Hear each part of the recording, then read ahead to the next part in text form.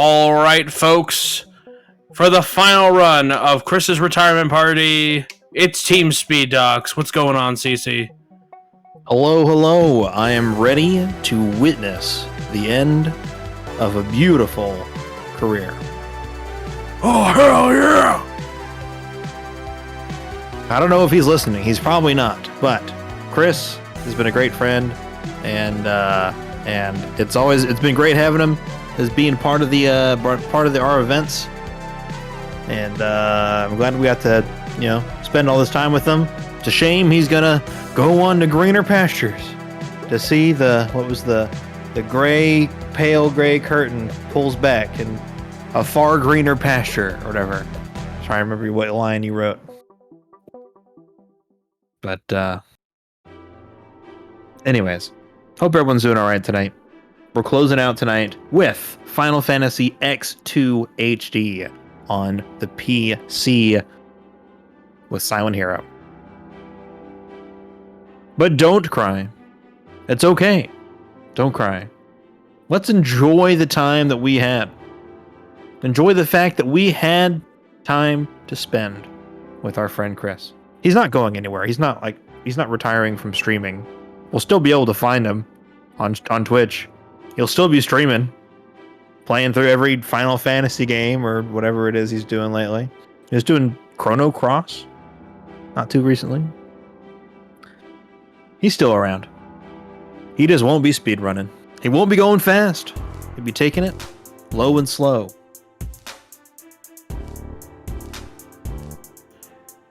He's definitely still gonna host and stuff. Like, he's not going away.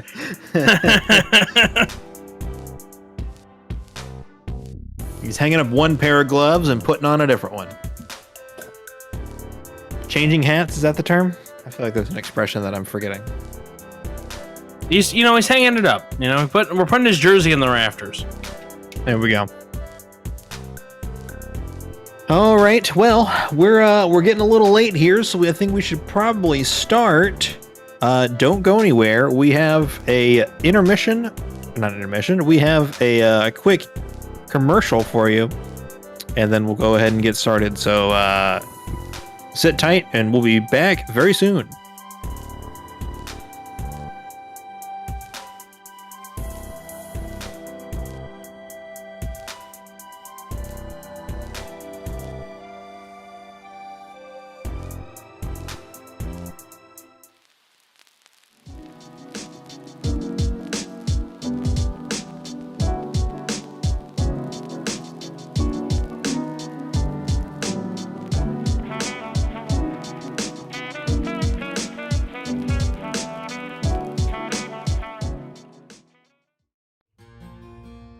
The brain develops in the first 5 years. If that's all the years that you have to really work, you better put some investment in that.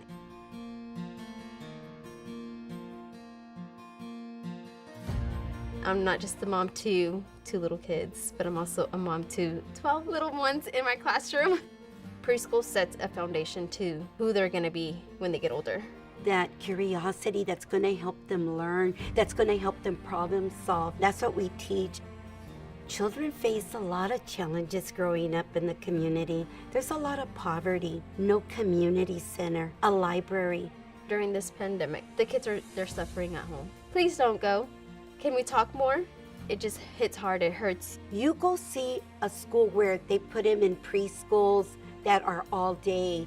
You see the difference. You really see the difference, and you wish you could have these in these communities, because this is where it's needed the most.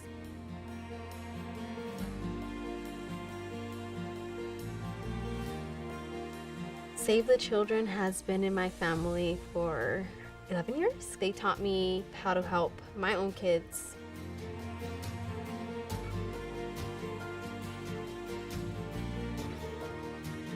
You're giving them the tools to work in the everyday moments with their children, to inspire interest, to play, to have fun, to learn, to want to learn, to hunger to learn. Save the Children has given them hope.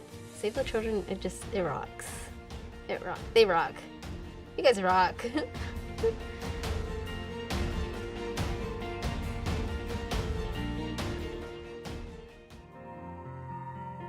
All right, and we are here and ready for Final Fantasy X-2 with SilentHero. Long time no see. It's been a while. Right? Good to be back. It's good to be back, says the man leaving forever. I'm not leaving streaming forever, just speedrunning. Yeah, and you're still going to do basically Final Fantasy gameplay, so. Just not as fast. Just much slower. The scenic route. Significantly slower. All right. All right. That's what we're doing today. Yeah, good. Both of you talked at the same time. What's going on? CJ? I was waiting for you. All right. Coordination, people. Why don't you tell us what we're doing today? We didn't practice. We had rehearsals for a reason. My God. All right, so we are doing the any percent, specifically the HD any percent, because it added some new stuff that was introduced in the international version of the game. Most notably, the creature capture system. That's right, they added Pokemon to Final Fantasy X too. And in doing so, they didn't really think to balance it out that much, so the creatures that we get are really busted. So if you are a fan of this game and love this game as much as I do, and you were hoping to see a lot of Yuna, Riku, and Pain, I got some bad news. We're not going to use them outside of the prologue battle. As soon as the prologue is over and we can capture monsters, we're going to be using monsters. But that does, however, mean that we're going to butt mug with Brother. Keep that visual in your head. Now, this game has a pretty high APM at the start, and then it kind of mellows out. So at the start of the run, just mostly because, you know, I ND Rust this, there's a lot of menuing and a lot of prep work that I have to do to basically make sure that we can, you know, actually beat the game. Since there's no grinding, there's no skips, we just do all the main content, but use the monsters to kill the bosses as quickly as possible. All right. I'm ready if you guys are. We are ready. All right, and timer in 3, 2, 1, go.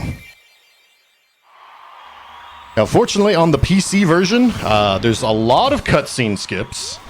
Not all of them, but a lot of them. In Square's Infinite Wisdom, they made a couple of cutscenes unskippable. Baffles They're me. just so good. You have to. Sure. You have to watch them. Now, we do have a trick where we can actually skip buffer, where we can save the skip option from a previous cutscene in the memory and use it to skip a longer cutscene. Think you can keep up?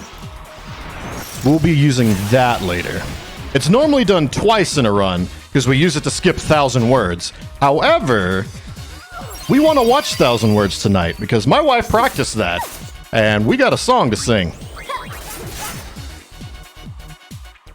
That's right. And by the way, we are close to that. We are so close. We are at 215. We need $35 more. If 7 people donate $5, we'll get there. There's 125 people watching. Let's make it happen.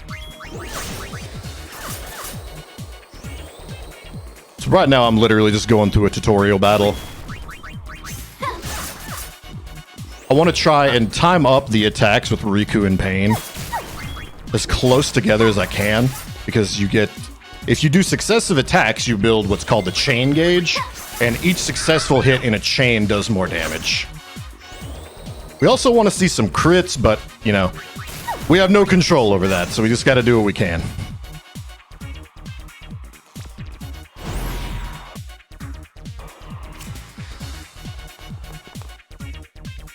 First menu, go into the config and set the ATB speed to fast. I love ATBA. ATBA stands for Active Time Battle.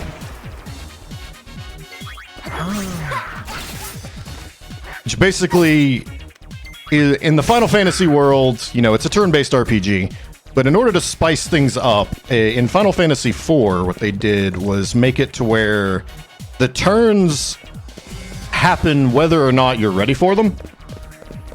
And you can take your turn as soon as your bar is full. But if you just sit there like an idiot, then the enemies will still attack you. Can I tell you that I hate ATB specifically because sometimes I would like look up or be distracted by something. Then I look down and I took like 4 hits. Like, no, damn it. Hey, we met it. Oh, wow, already. We got $10 from JMac Base. Thank you so much for that. And we got $35 from Z-Wolf Demo. Gimme that song. Gimme that song. Yo, Z. Z is one of the Silent Hero faithful. Hey, he didn't go to bed after the nightly news. He is the exclusion. He's the night owl. And we got both steals, which is good. Early on, it's really important that we get enough money to buy accessories that we need to basically make the run possible. So with Riku there, I was using her steal ability to grab some accessories off of these two morons. So I can use to sell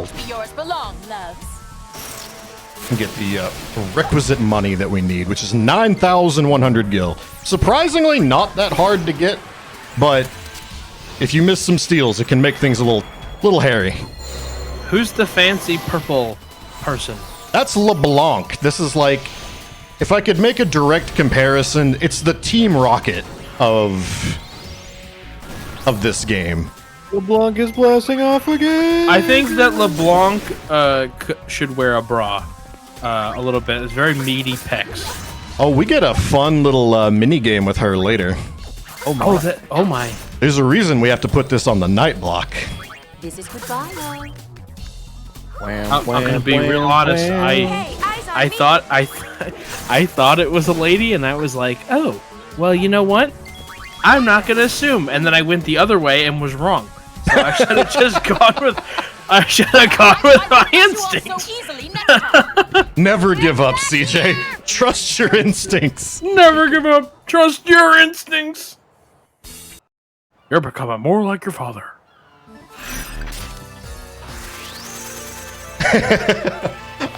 When we get there, Z, I will absolutely tell that story. That is one of my favorite stories to tell. We also got $5 from Shuli. Don't let Alex's wardrobe be worn in vain. That's right. She did not put on a bra in her own house for no reason. Thank That's you. a big deal. I just really want to underline that. I'm sure it is for most women, but my wife especially. Hey, listen. You know, He really it's has understandable. improved quite a bit. What's that dude? What's that guy, whiny singer guy? John Mayer? He wrote a whole song about it. Did he? Gravity! Stay the hell away from me! Yeah, that one. That's not the song that y'all paid to hear, but it's one that you got to hear for free. Not what you heard, it's what you're hearing. Oh no. I think we're officially off speedrun.com right now because I think our shift ran out, so I'm good with this. Oh, let's go.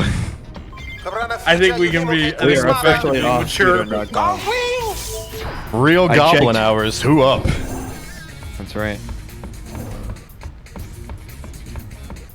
All right. The first bit of RNG here in the run is making sure that we get the monsters we need.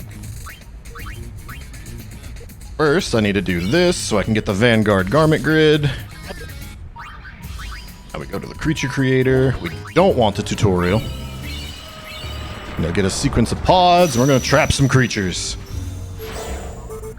Alright, we're gonna drop a small pod on the Moonflow and hope for the blue flan. Did not get the blue flan. We'll bring Agama in. Go back to set trap pod. Hope we get another S. We do. I think we're guaranteed to get the blue flan now. Yep. There we go. We need to do this a couple more times, but now we need to do it in Guado Salam because we need a goon and a femgoon. And there is the femgoon, or the shigoon, sorry. It's femgoon in Japan. You know, I bought this game at a flea market. Like, a couple months ago. It's worth it. I unironically love this game, not only as a speed game, but just like as the game itself. I've never played... Okay, I've played exactly one Final Fantasy game. And, I was... I played 13. Ooh. Hey, I like that. Sorry. I liked the parts that I remember. Okay, we're gonna be They using went a Vanguard. really We're gonna set weird- Thief to Vanguard. Creature, we need to unlearn some abilities because we don't want them to use anything but attack. Why do you have cure? I've never seen you have cure. Okay, there we go. 13 went in a different direction than I was expecting, and it wasn't for me. I was really looking forward to another Final Fantasy game, and it was just really different. And I was. Can I ask you a not facetious question? Sure.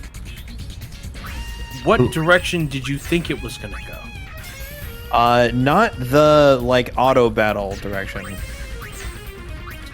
So let me spoil something for you. Auto battle only works for like the first hour of the game. Really? And then if you use auto battle after that, you will die and die hard. Yeah, I think that explains why I died so much. Hey, the rocks are floating. Yeah, I played Don't tell me we it gotta for at climb least up an that hour thing. or so, but No after a worries. while, I I'll just take I don't you know. to the There's top. something about the paradigm shift system. Mhm. I don't know. I just didn't care for it too much. Granted, I'm not a huge Final Fantasy guy, you know, so I'm more old school Final Fantasy. I didn't play a lot of the ones in the middle, but I don't know. Like I said, I was expecting something different, and I got something totally not what I was expecting, and then that just kind of spoiled my fun, so I put it down and never picked it back up. If it wasn't obvious by my literal fucking tattoo sleeve, I kind of put Final Fantasy in the same category as pizza and sex. When it's bad, it's still kind of good. Okay.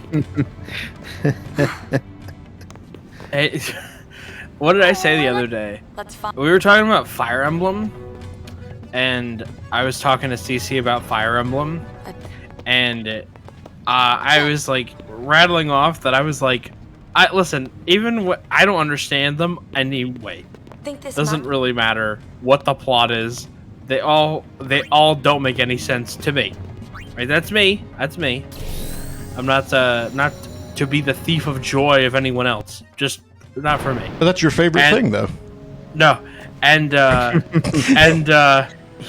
and CC at the end of it goes, you know, when you said that Fire Emblem and Final Fantasy were the same, I was gonna say, how dare you?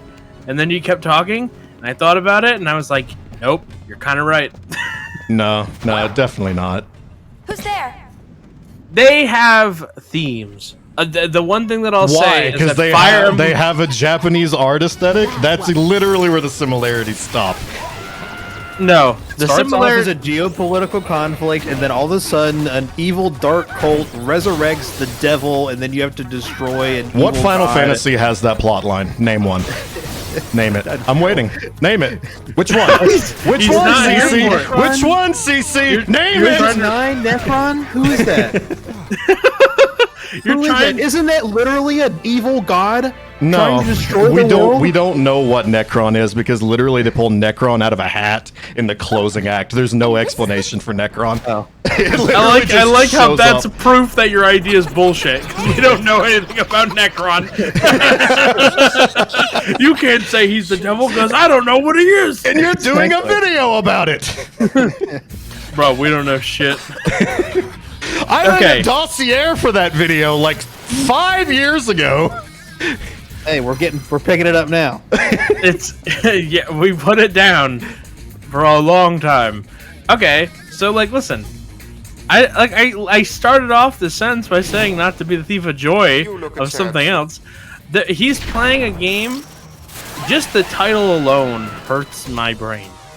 CC's playing a game called The Genealogy of the Holy War. What? That's not a joke. It is in fact Final Fantasy IV Genealogy of the Holy War, which is a translation because it was never localized, right? So I'm sure that if you looked at it, it might be a little different, but yeah, it's weird. The translation Also, Final itself sounds Fantasy weird. 1, you have to fight like the embodiment of chaos who's taking the world to a different dimension. Final Fantasy 2, you fight Pandemonium, who's also in a different dimension trying to take over the world, right? Which is the one about corporate greed. Pandemonium's just a castle. Okay, well, who's the guy in Pandemonium? The Emperor? Okay, well, You're getting, I'm sorry you're that the getting fucking Emperor served. He has Final Fantasy tattooed on his arm. You're gonna win. But it's like, but my point is he's like an evil god who ends up destroying the world or whatever, and we have to stop him. He's actually a pretty boy emperor that we kill him, he goes to hell, and then he's like takes over hell. We'll go into hell and take him down for the last time. Basically. Get him I'm so I gonna can send kill you you to again. hell. I'm already in hell. I'm gonna send you back there. Send you to double hell. That sounds like something Steven double Seagal hockey would stick. say. So we've gotten pretty that's- crap encounter luck so far. 2 encounters in on Gagazette's kind of rough, but How many of them have been LeBlanc? well, there's a difference in random encounters and forced encounters. The ones with LeBlanc are forced encounters. We have to do those every time. But there are random encounters just as we progress from area to area, just RPG style. Now, that's not going to be a problem for the entire run because literally after this chapter, we're going to get an item that disables all random encounters for the rest of the game. Yo. But yeah, so we only have to deal with it for this area and the next area, and then it's not an issue anymore. There's a mythical run out there that has 0 encounters, but we're not entirely sure it actually exists.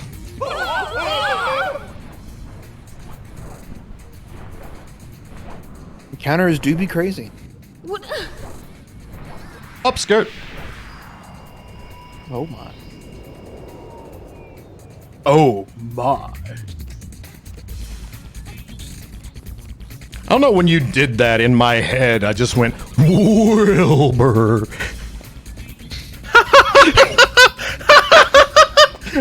Are you hitting me with Mr. Ed? I am. Like that sent me just hurtling back for some reason. So, y'all don't know nothing about no Mr. Ed. Y'all are sleeping on it, but I remember Nick at Night, right? Nick at Night programming blocks. And they were doing this thing one summer where every night they would do a marathon block of one show. So on Monday it was like Gilligan's Island. And then Tuesday it was The Cosby Show. Wednesday it was... I don't remember what it was. I think there was one that I didn't like. I think it was Murphy Brown. I didn't like that one at the time. But one of them was Mr. Ed. And let me tell you something. I was a dull kid. I didn't know how they got that horse to talk.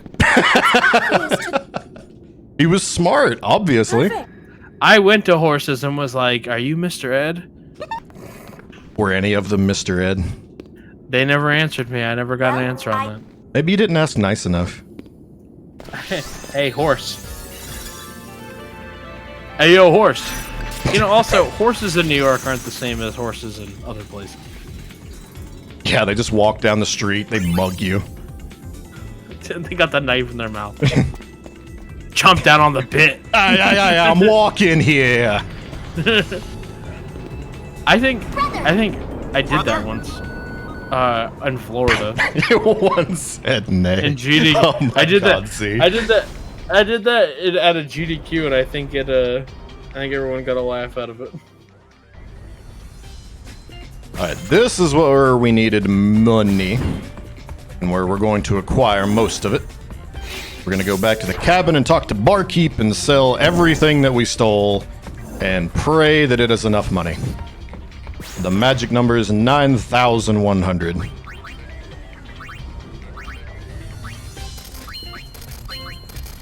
Need to sell everything but the muscle belt. We need the muscle belt.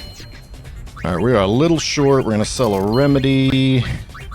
Alright, we're going to be short a wristband, so. It doesn't hurt us too bad, but it's not ideal.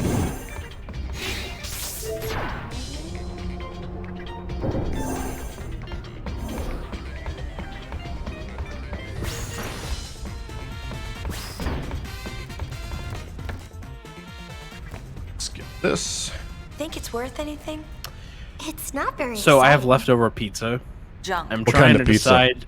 It's But just we can cheese. use it as a dress sphere. I like mine lightly cooked. Woo! Incoming data. I like how they're like leaning over and she's like pushing her boobs into the camera. Like you're leaning over a chair. Like, what are we doing? Is this whole game fan service? More or less, yes. Okay. At least it's honest about it. Many summoners. Yeah, it's pretty upfront with what it is. Now, underneath, there is still absolutely a fantastic game, but yeah, there is a significant amount of fan service. You know, there's a game that you were playing recently on your stream, and I don't know anything about it. I just love saying the name. What was it? The Dirge of Cerberus. Oh, yeah, the Final Fantasy VII. Yeah. It's such a fun name to say. It's such a fun name. It's such a fun game. Unless you're doing, you know, all super bosses like I am, and in which case it's kind of ass. The main story, great, but having to go through all 45 challenges to get to the super boss was ass. So I remember seeing commercials for it way back in the day, but I never played a lot of those Final Fantasies because I never owned a PlayStation until fucking like last year, right? So what is Dirge of Cerberus? It's not 8, right? It's not 7, right? Hang on just a second. Yeah, you do your thing. Gotta make sure that I get the charm bangle. And that I don't want to do the publicity. I want to ride the hover to the travel agency. Okay, so Dirge of Cerberus is a continuation of the Final Fantasy VII story. Gotcha. It takes place after the events of the movie. So you gotta watch the movie in order to play the game. Advent Children? Correct. Good job. Hey. I made out with someone during that movie, Hell yeah. but I didn't watch it at all. Clearly, you were making out. We watched awesome. we watched 2 movies back to back. It was my one of my first girlfriends. We watched Bridge to Terabithia, and then we watched that. Very different movies, by the way. Yeah. Different vibes. All right. So now that we have the charm bangle, we have effectively disabled all random encounters. We are golden for the rest of the run. This must be how. Chris, this is a question for you. Absolutely. What's the weirdest movie you've ever made out with someone or done something with someone with while it was on? Oh, let me think about that, and I'll circle back around on That's it. fine. I'm gonna hit you with mine. Okay. Hang on. I'm gonna just make sure I get the name right. Kimari said he found it on Mount Gagazet. It does look like him, though something seems. Yeah, Bridge to Terabithia of all films, Julie says. Bruh. That one, I didn't know it was sad.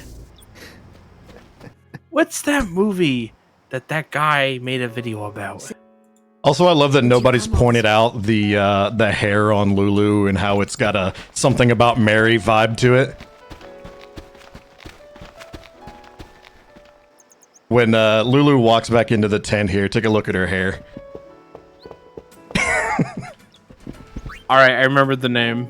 I always get the name mixed up. Something happened in the kid. It's not like that on the PS2 or even like any of the console versions. It's straight up like a problem with the PC port. They broke the physics on Lulu's hair and Yuna's skirt. You see how it's just like stiff as a board and clipping through my leg? Like it flows naturally like a skirt would on the fucking PS2. But PC version, yeah. Want us to go? She looks like she got impaled by a spear. She hasn't taken it out yet. It's the steel curtain. Go ahead.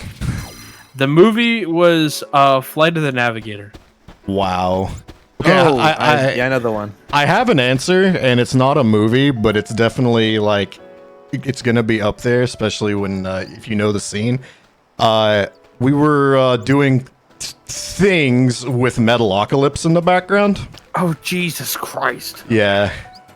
Oh, we got a 0. Let's go. Okay, so let me explain this section really quick. So we need a password, but we have to go and find all of the digits. It's a 4-digit password. We're only going to find 3 digits to said password. We're fine. And then we have to guess the 4th one. If anyone in chat correctly guesses the 4th digit of the password, I will gift them a sub. You only get one guess. Mods, keep them honest. I like how the mods are the ones guessing. I'm guessing. I own We have the channel. time advantage. We get to hear it before they do by 10 seconds.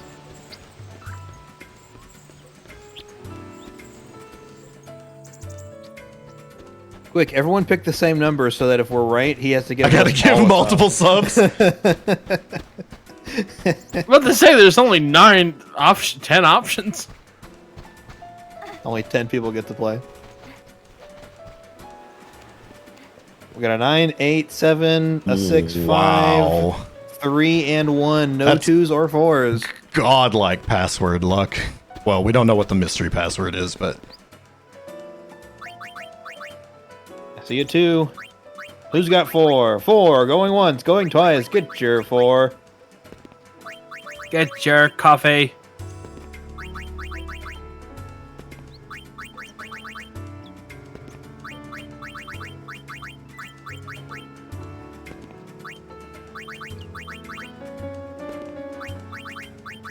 All right, he tried 6. 0, 8. It was 6. it was 6, and nobody guessed. Oh, Shuli No, did. Shuli. Shuli got with the win. Let's go, Shu. Something wrong. Hey. Let's go, Shules. Remind me when the run is over. Yeah, remind me at 3 in the morning. All right, over under on if Shuli will be up at 3. Oh, that's tough because she will fall asleep, but then she'll wake up again. Nah, she's gonna be out like a light.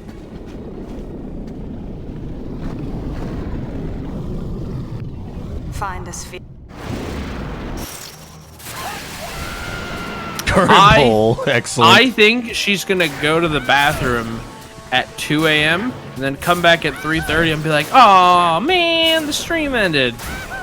I'm gonna take a shower at 2:45. Hey, that's the best time to take a shower. All right, watch Listen, the I'm skirt not- here. that's You fine. ever want a deployable mini skirt? Like full skirt? And then right up in the ass.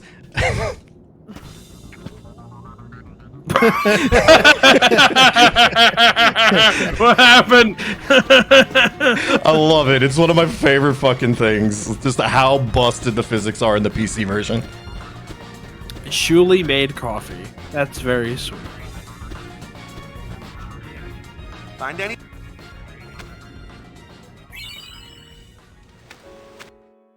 So, Honestly, you know, we're back to the pizza thing. I think cheese is honestly the way to go. I think toppings are, you know, a once in a while thing. That is really weird coming from a New Yorker. Yeah, I like the simple toppings. I also don't like crazy toppings. It's so Although hard to find simple tops these days, though. I know. Yeah, I'm more about the bottoms. Same, though. I'm a bottom guy, you know. We're going somewhere. We were already there, my friend. Whoops. In the as the poet once said, she told me to come, but I was already there. Take a look around. I'm the sunshine in your hair. I'm the shadow on the ground. this is where we sat. Yo, we stand some loyalty bottoms. I wanted to keep that. Now,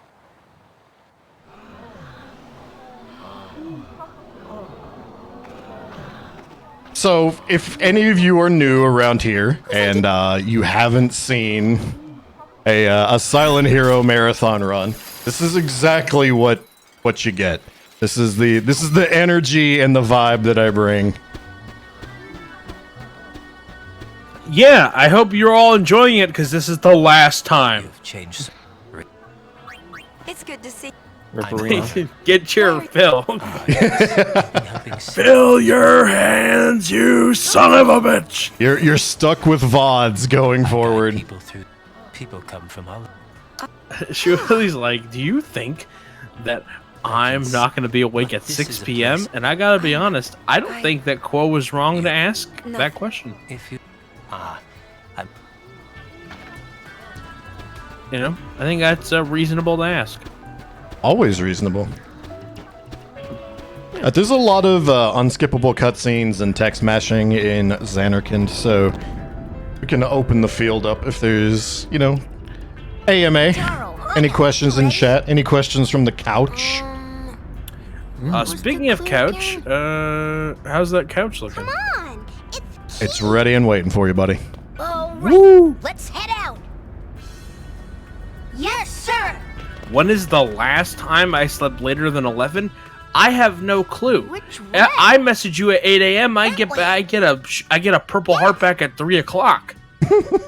Well, I got up at 11, CJ.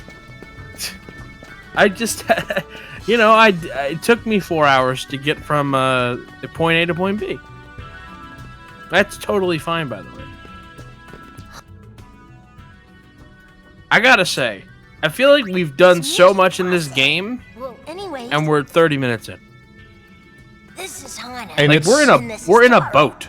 It's gonna rip Nice to meet very you, fast, like, Nina. because basically all we're doing What are you is... doing here? There are fiends around. 10-2, if you do everything is a pretty lengthy game. Like, there's all kinds of side plots and things like that. Where's But fear? all we're doing is basically going down the checklist of what forces story progression and doing that and that alone.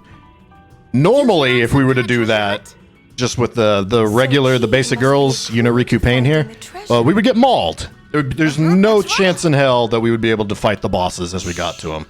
But because the creature capture monsters are so strong, and you haven't even seen the worst of it yet, that blue flan we got is going to solo the entire back half of the game.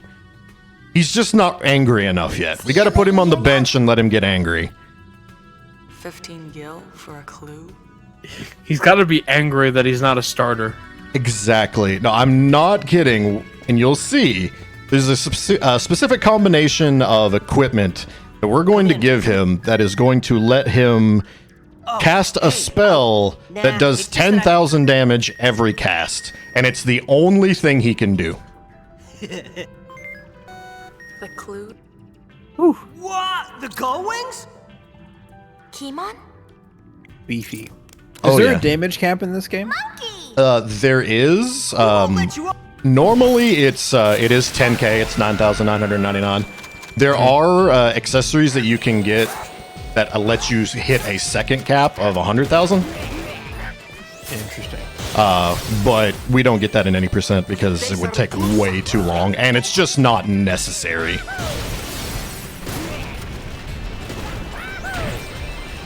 Fair enough. There's absolutely optional encounters that you know, have, you know, lots and lots and lots of health. That those accessories help, but in just the any percent doing the story bosses, none of, like, I think the highest health boss we fight has, like, I don't know, like 16,000 health or something like that. Man, are those gun snakes with bullet tails? They are. Okay, just making sure. God bless Japan. God bless. Also, who is the dancing fool on your team? That's Who's brother. That is brother.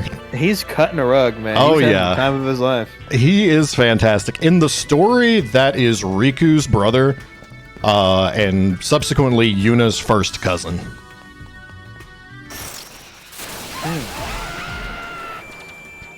I would hate to make a family tree with these games. It's just a circle. Imagine genealogy of a holy war. I thought that my title was really good. It was. Miss Congeniality of the Holy War. Of the Holy War. Record of Lodos War, the Genealogy second of coming. the Holy War, starring Sandra Bullock. Yep. The Royal. What was that movie that she was in recently where she was with Channing Tatum? I know what you're talking about, but I couldn't tell you the name.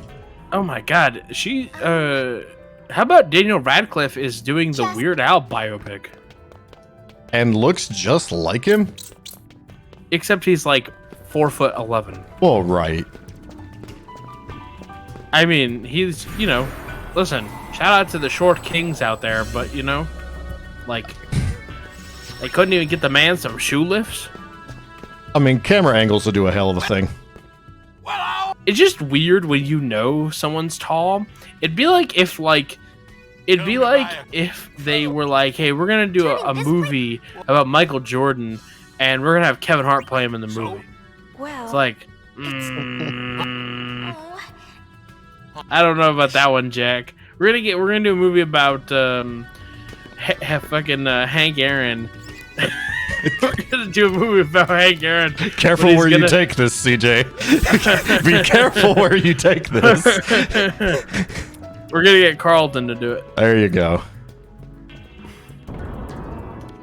That's one thing that I am just unreasonably excited for on the Speed Docs road trip is seeing Quo get out of the car and seeing the top of his head. Shout outs to the short kings out there. That's the part you're looking forward to? Seeing Yeah. Quo's bald spot? Yep. It's gonna just glisten in the sun and hit my eyes just perfectly. No, he doesn't have a bald. It's gonna be a romantic time. Well to make it this far, Sphere Hunters. But you know, it will be fun. Have the treasure you seek so easily. My hairline is retreating. If you want the treasure, you must speak the password. But I'm not going bald. password. I'm just gonna Clues? it's gonna flow out my locks here. I know. The password is monkey. Yes, good. Okay, so now tell me, what is the meaning of life? What? The comb. Glorious. Spicy, maybe you can give him a hair transplant. There you go. Wrong. He just has a Wait a fucking. He minute, just has this red, voice like a sounds red familiar. mohawk. Is that Isaru? You know how many of my grandfathers died with a full head of hair? 2 of 2? Yeah, but how young did they die? Oh, What are you doing? we took it to a Both died dark in the war. place. No, that's not dark.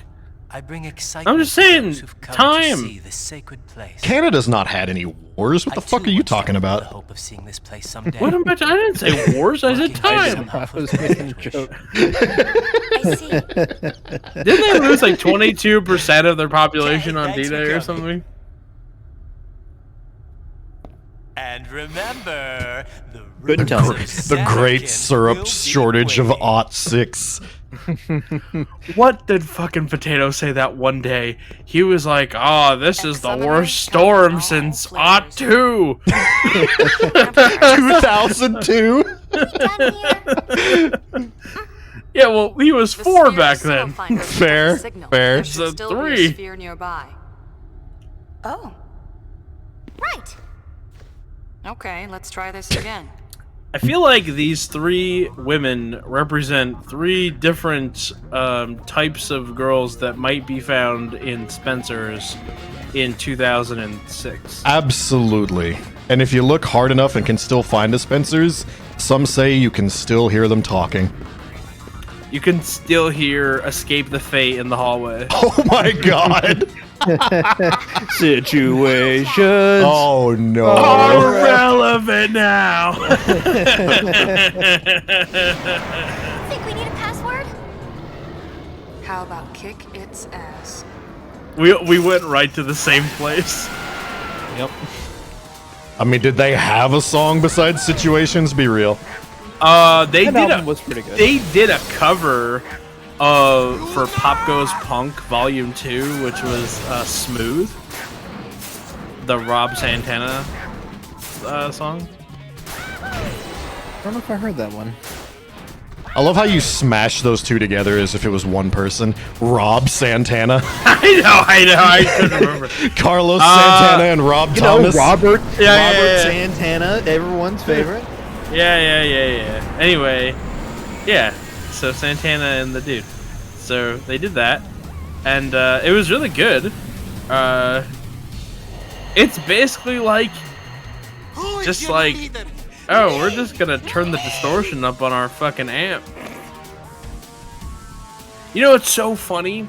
I was watching a video the other day about Motorhead, and the dude was like, it was Lenny, You know, and he had that It's only half a sphere. you know, that iconic like All vocal that for nothing. distortion and everything. Mm-hmm. Well, it can't hurt to take it with Well, us. he's just talking like this, just very quiet. He's just can't believe talking how like much this, this With a cigar in one hand and a glass of whiskey in the other. Yeah, and he's like, "This is how my bass sounds like." And he's like, "Do do do do do do do," and then she's like, "Oh, this is what happens when I put the distortion on," and he's like, "It's like, oh my god, that sounds like Motorhead."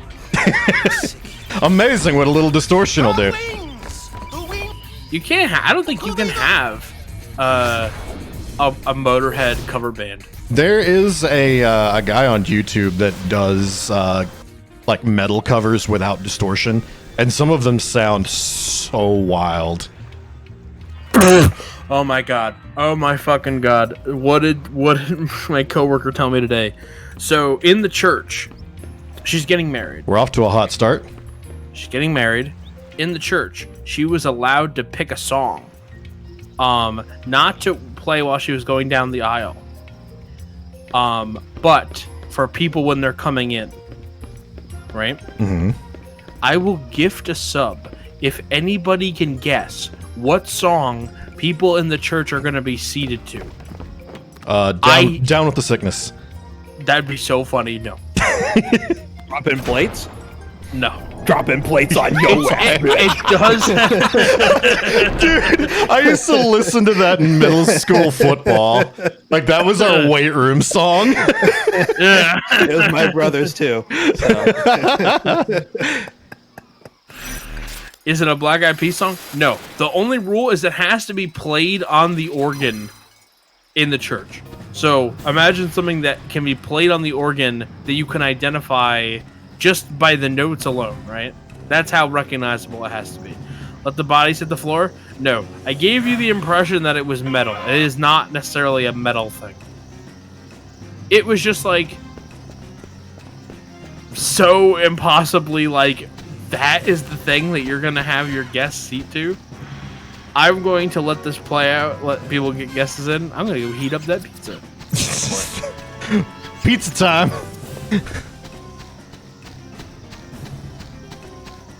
Yeah, dropping plates was my brother's Xbox Live, like, not tag, but like the little blurb you could put in your About Me section. Oh my god. For like, it might still be that. That is amazing, actually. Dropping plates on your ass. Plates on your ass, bitch. Plates on your ass. Oh, man. Photograph. Look at this graph. So it has to be played on an organ, and then it'd be instantly recognizable. My you brought up the graph. My favorite Nickelback thing is the dude that smashed together fucking what is it?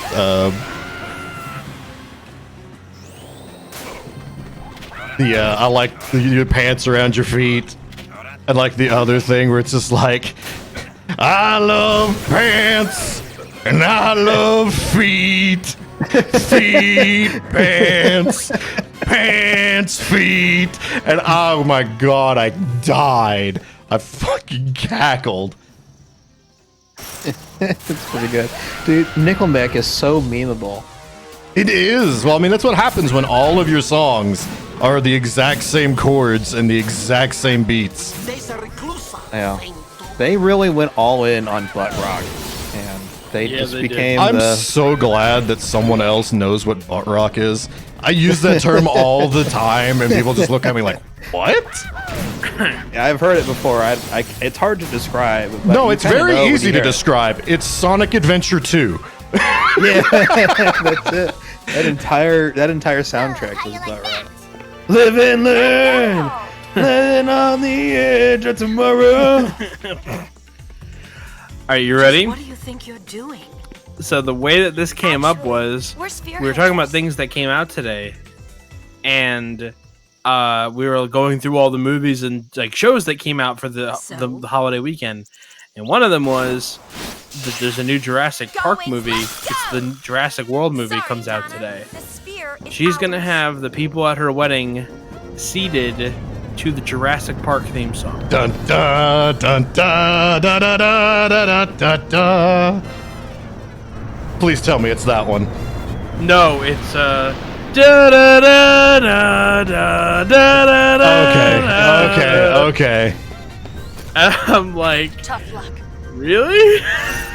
I didn't know you were that into it. I mean, it's John Williams, so it's good. It was like, it's not like she's having a dinosaur themed wedding. I mean, she might be. You don't know that. She's having a Catholic church wedding. I mean, how more archaic could you get?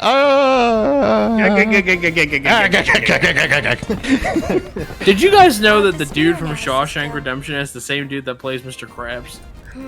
It's just a The fucking warden guy? No way. Not the warden, the head guard guy. Real quick. Drink it while it's cold, ladies. So remember earlier I told you about there are some cutscenes that can't be skipped, but we can save a skip in the buffer. So we watch a shorter cutscene in order to skip a longer unskippable cutscene. This is the first instance that we're going to do that. So we're going to sit and watch this cutscene, and you'll see in the lower right hand corner, like, skip is going to appear. What I want to do is I want to tie that up with the end of the cutscene, so that way it is still present when the there we go. That should have got it. Now what that'll do is that saves that in the memory of the ability to skip, and as long as I get it within the first couple of frames of the cutscene playing, it'll save that, and I can skip the previously unskippable cutscene.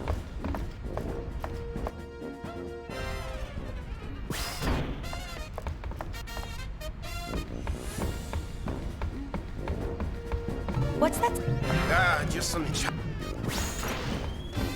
Alright, now for one of the most annoying parts of the run.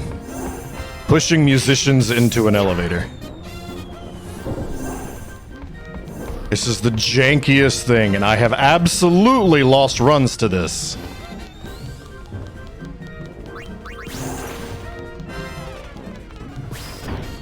Because apparently their feet don't work. So I have to scoot them across the floor and into the elevator. And if the positioning gets weird, it'll just pop them back out. It'll just be like, nope, nope, nope. It's awful. Fortunately, that was pretty good musician, so. Babe, I have an idea for the wedding. Oh, no.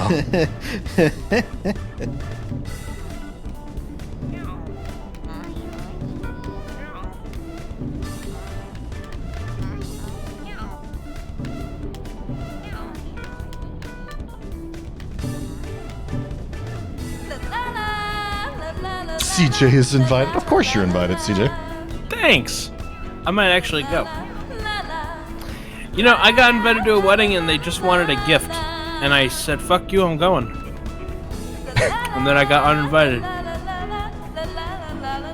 So for those of you that aren't regulars to my chat and don't know the situation, referred to Alex as my wife, and now we're talking about a wedding. We are married, we just haven't had the ceremony, because when we were going to have it, the fucking world died. So it kind of just got put on indefinite hiatus, as it were.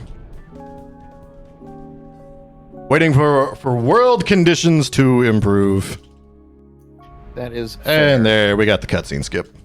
Oh, Fun fact, I went to a wedding the week before the world shut down. Oh my god. Crazy. Anyways, I cut you off, CJ. I'm an ordained minister. You are? I am. I'm legally allowed to officiate your wedding. You're coming to the wedding, CJ. I will do it for a case of Coors. Yeah, done. You sure you don't want anything better than Coors? Nope.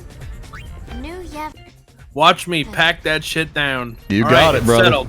I'm gonna marry the two of you. That is fucking awesome. I should get my certificate laminated. Wow, they're I need get my library card. That was the most bizarre thing to transition to. They have a laminator. I need to get free. my library card. How many objects in your life can you, off the top of your head, are laminated? My social security card. My ABC certificate. It's easy as 1, 2, 3. Nice. And my hunter's safety card. CC?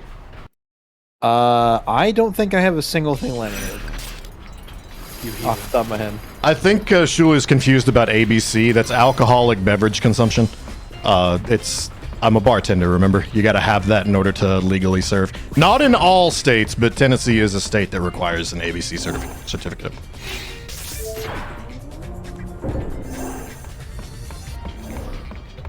You tending a lot of bar these days? Not these days. Yeah. Not these days at all. I did have my own bar, though, for a time. You ran a bar for a while? I did. It was called the Rare Drop. It was a speakeasy, but... Oh.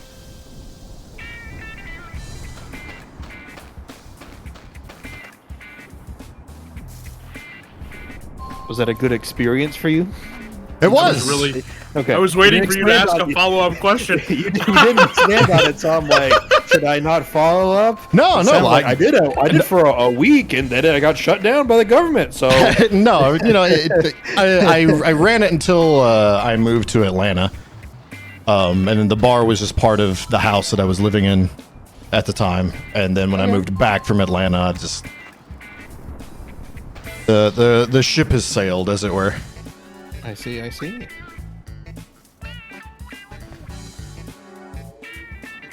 Laminate quo. But yeah, no, it was awesome. It was like basically a little barcade. You'll get to see it essentially like in its second form, as it were, when you come to the house. Hell you have yeah. a bar? Yeah. All right, serve me up a Shirley Temple. Wow. I don't know what a Shirley Temple is. Okay. Wow. Okay, sure. Wow. In this club.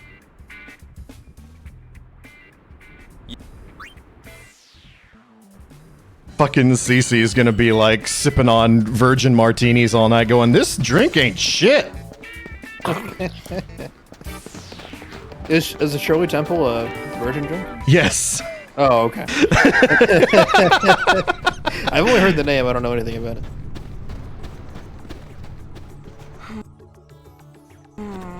We gotta find that sphere. Yeah, Shirley Temple was invented so you could order a drink at a bar that was non-alcoholic and not sound like a complete doofus. That is exactly one step higher than, may I have a chalky milk, please? It's grenadine, ginger ale, and cherry, right? Yeah. Sounds tasty, but No, it's delicious, but it's... I mean, if your outlook was to get a buzz, it's going to take a lot of them.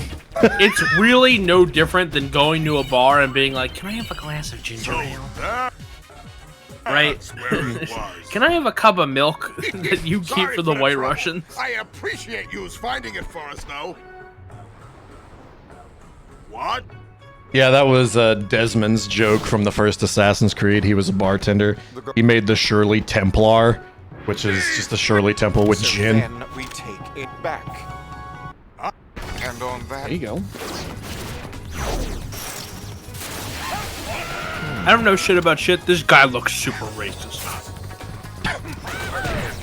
I mean, what are we doing?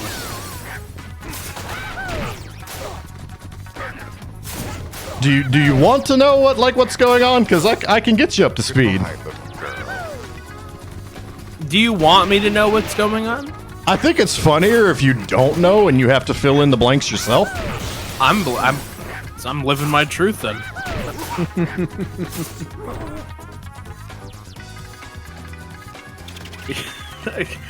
I didn't expect to going to a bar will be on your bucket list. Have you never been to a bar?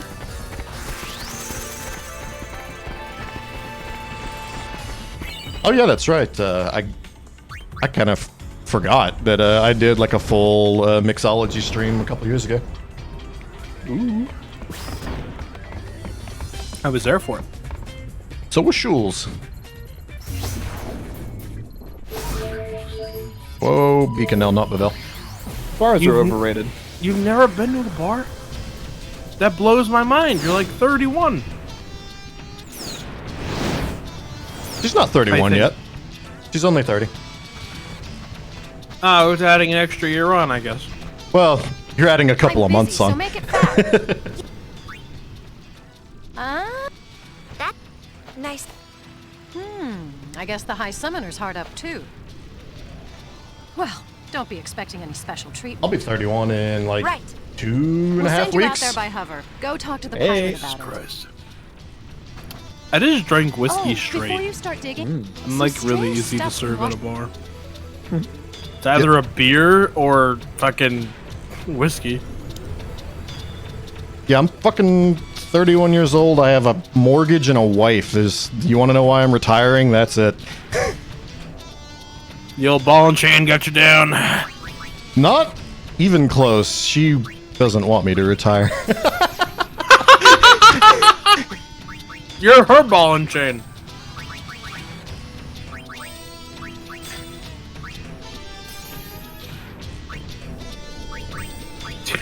Did Julie say am geriatric?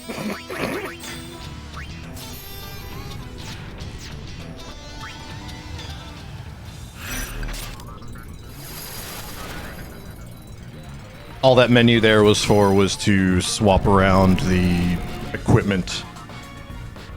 We don't need to mug anything anymore. We have a much stronger attack called Crackdown, and it also gives everybody initiative, which means they act faster in battle. So, it's just equipment to do what we were already doing, but faster. Look.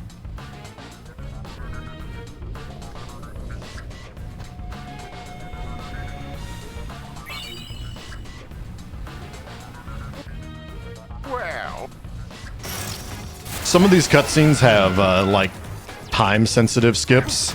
So if you see me just, like, waiting on a cutscene for, like, a specific movement, or a lot of them are audio cues, it's because if I try to skip before, it won't let me. So I'm trying to hit it on the first available window that I can actually skip the cutscene.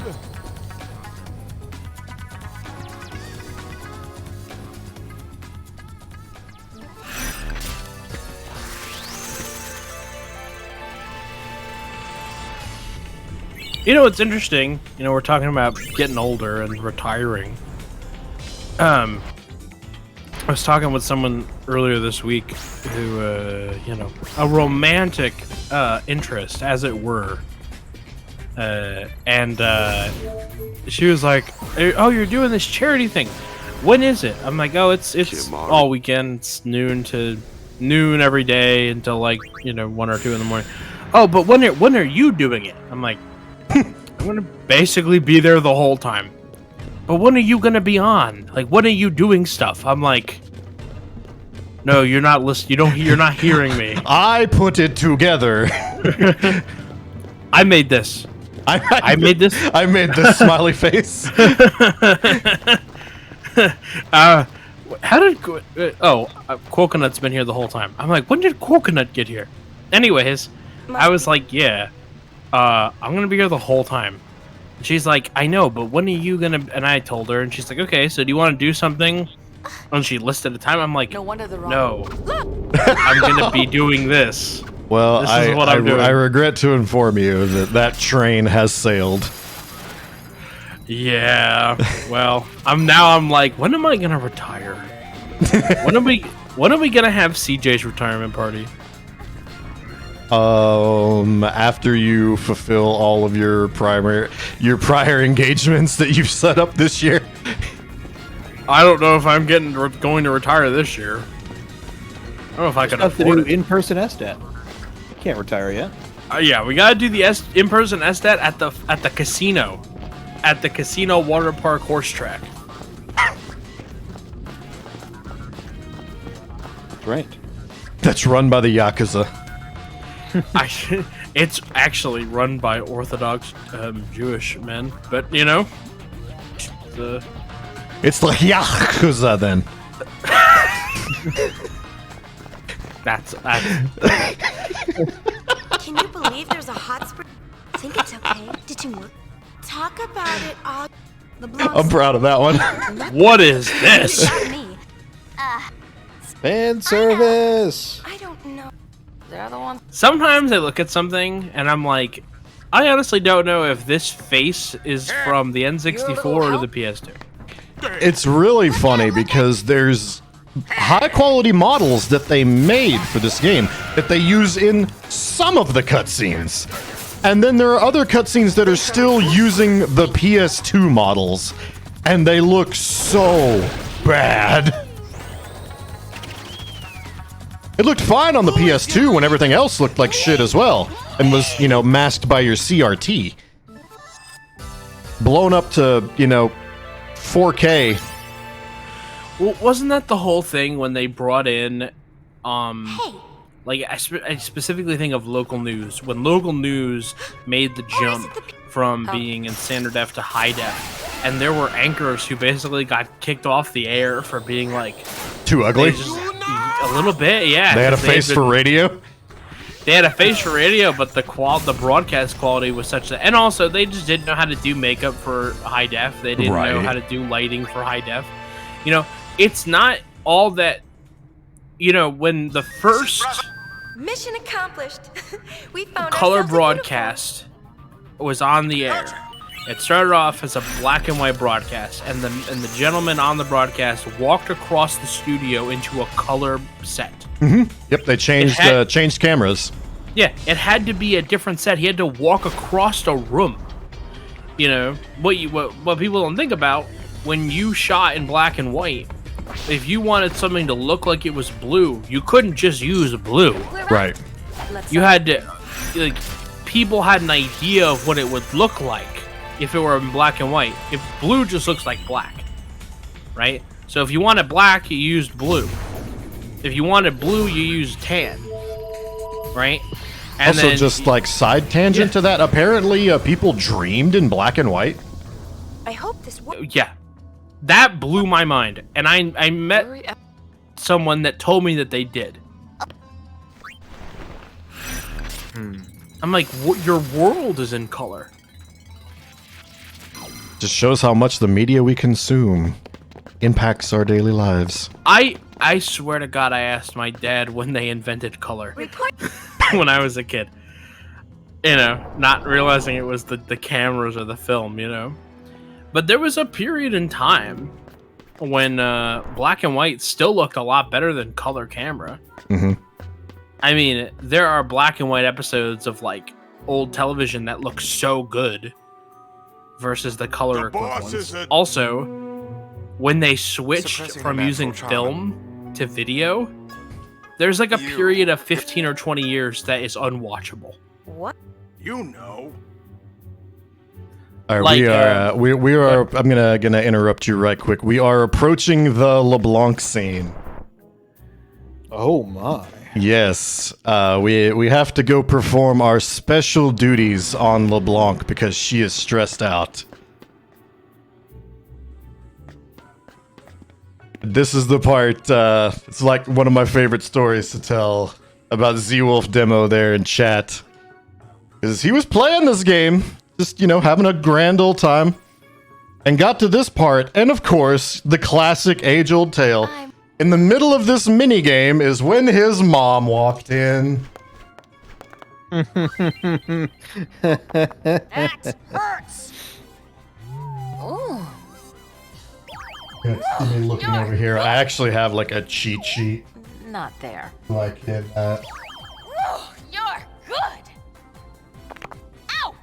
I gotta pass this minigame on.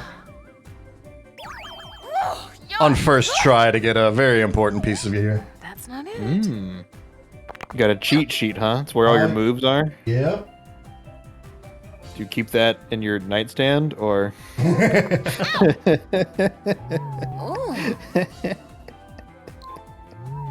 That's nice. Ah, there. That's not it. Watch where you grab, you klutz. Stood by 1 point. So Again. we're gonna do backup strats.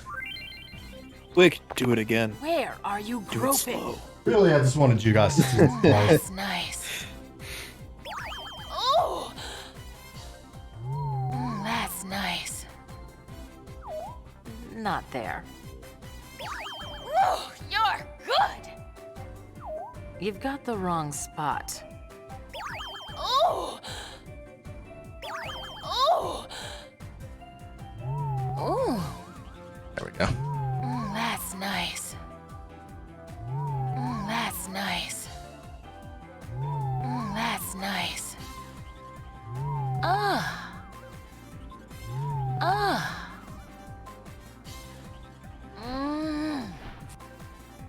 That's And that was the LeBlanc minigame.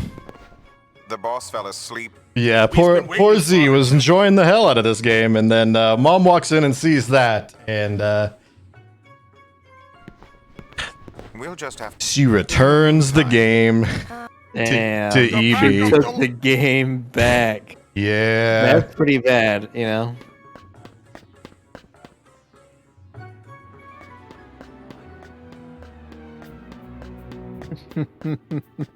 What a time to walk in on this game. Exactly. It's the best time. But now that all of our special duties are done, we can sneak into the base proper and steal back the stuff that was stolen from us.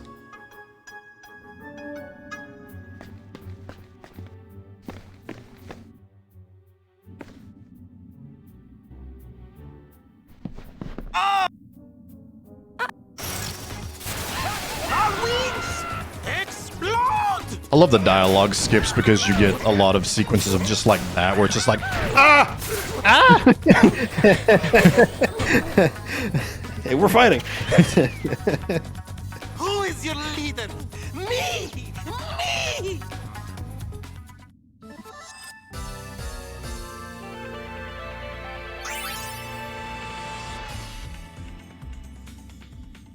If we'd have done the LeBlanc minigame on the first try, we would have gotten the gold hairpin accessory, which is half MP cost. Yeah.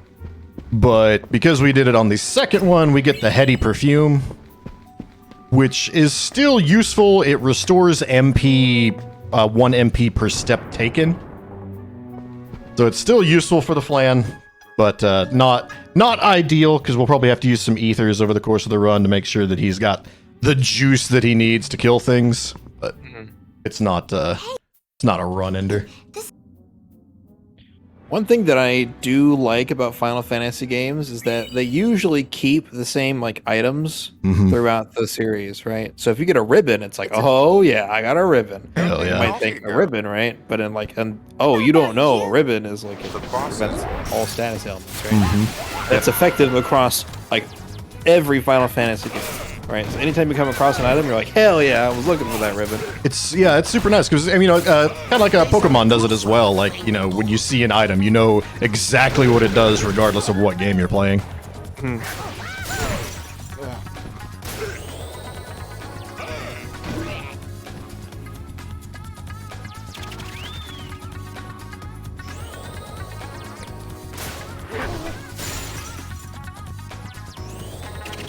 Did you ever play Final Fantasy Tactics? I have not, but to shamelessly self-promote, so after I completed all of the super bosses for the main series Final Fantasies, I took a little bit of a break because that's, you know, a huge undertaking. But I officially now, you know, playing Dirge of Cerberus, I have started back and I am going through all of these side games and giving them the same treatment. So Tactics is on the list. Nice. I It is started- also on my list. I started with Dirge Cerberus. I let the random wheel pick the second one. I'm doing Crystal Chronicles now for the GameCube. But yeah, Final Fantasy Tactics is on there. Nice. Yeah, I played Tactics Advance, which is on the GBA, and that is one of my favorite games of all time. And I will let you know that that is a very different game from original Tactics. Yeah, that's what I've heard. So, but like I said, I like them, and I even like FFTA 2 on the DS. Right. So part of me is like, well, sounds like it's going to be right up your alley then. I love those tactical kinds of games, right? So, if I may make a suggestion, play the PSP version of Final Fantasy Tactics. It's called War of the Lions. Is it like a deluxe kind of? Pretty much, yeah. Okay. I think I have the PS1 version, so I'll have to look for the PSP version. But, you know, I don't have a PSP, so I'll need to, you know, So don't you? Yes, boss. you get what I'm saying. Play a backup copy. Yeah. Don't worry, Sissy. I know where you dumped your copy. That's right. I dumped my copy legally somewhere. I just have to find it.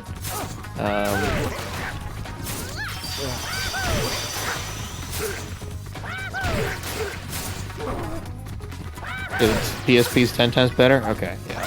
Shigon got really close to going down there, but we made it. Another skin of our ass kind of fight. Well, what an. No one's gonna hear you. Wait a second! Please.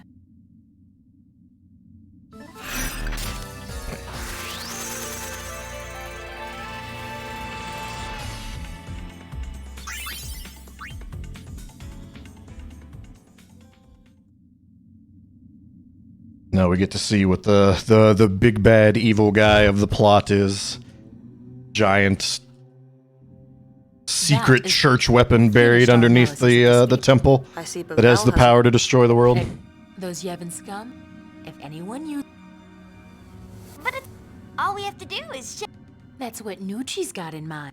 What? The summoner who defeated. So, then I. Waiting. Don't be silly, love.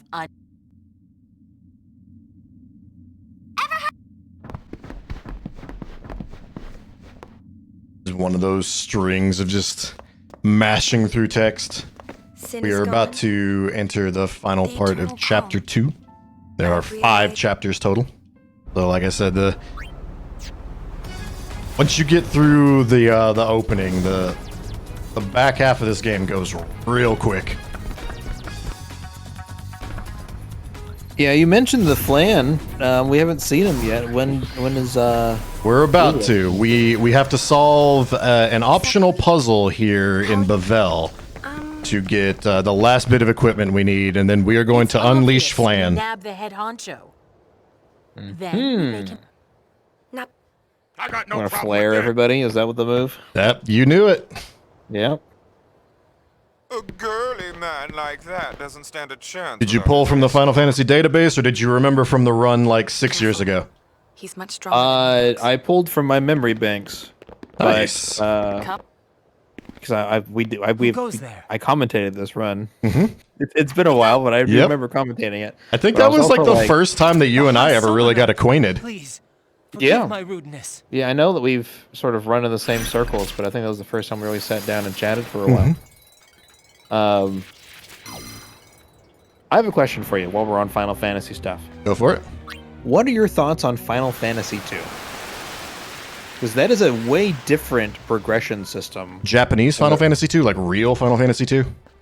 I think of Final Fantasy 2 Dawn of Souls, so yes. That Okay. one. The one with Joseph and Maria and the Rebel Kingdom. Let me answer the question in chat first because it's a shorter answer. Yes, I have speedrun a few Final Fantasies actually. I've done a different Final Fantasy for speed docs actually. That's right. I run FF1 GBA. I can run FF7 PC. I've done 10-2, Mystic Quest, and have like trace knowledge of like lots of them. At one point in time, that was the goal. It was after I, played through the entire series, I was going to do a speed run of the entire series, and that became way too daunting of a task, and that quickly got sidelined. Yeah. There's a lot of games, and they're all pretty long. Yeah. I mean, especially when like you're staring down the barrel of FF9, you're just like, man, fuck this. Never mind. It's a whole day affair, man. Yeah. That's if you. That's just for an average time. Yeah. But to answer your question, so I'm pretty vocal about the Final Fantasies that I don't like. Like I said at the beginning, even the bad ones are still pretty good. But the ones that I definitely rate the lowest are 2, 8, and 12. Okay.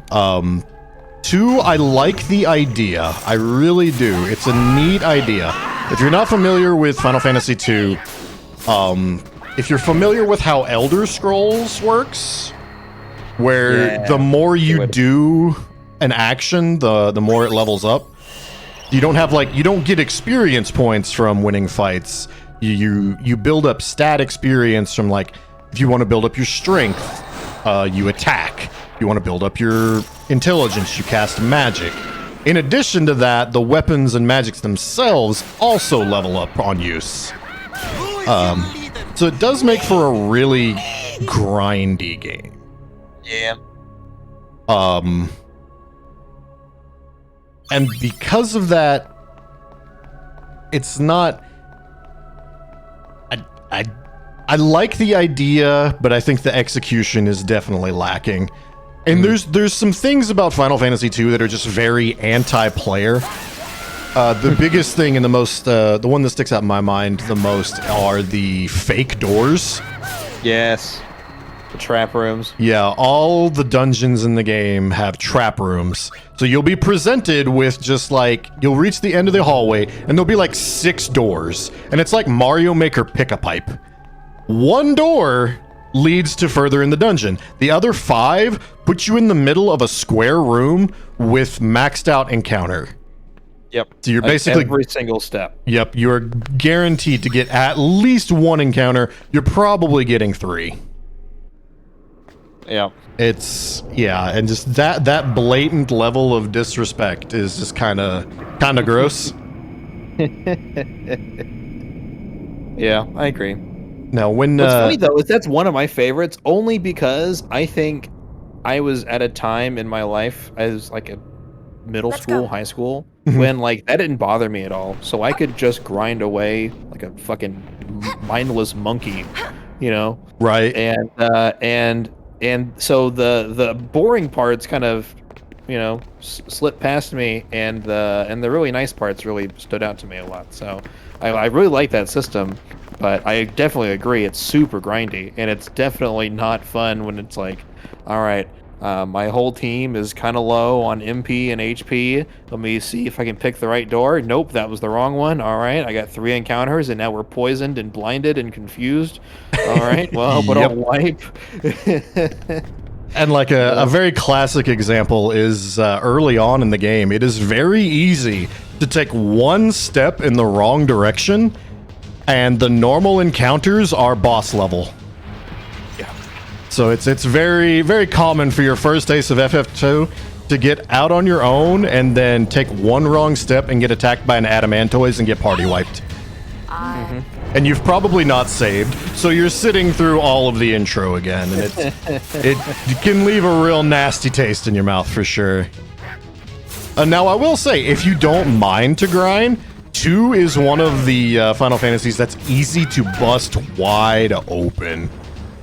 If you take the time to max out Frog, the Toad spell, at the beginning of the game, it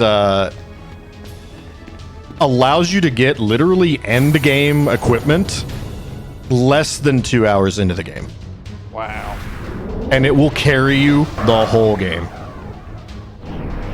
Yeah, I haven't done anything like that, but I remember I would just grind Ultima and Flare. Like, all of my team would have, like, not levels maxed out 16 on everything, all the spells, but it'd be like 12 plus. Can I let you in on a little dirty secret about FF2? Sure. By design, Ultima sucks. It's meant to be one of the worst spells in the game by design. Really? Yes. Because and that's developer confirmed. It was programmed like that intentionally. It's not a bug. It is a feature.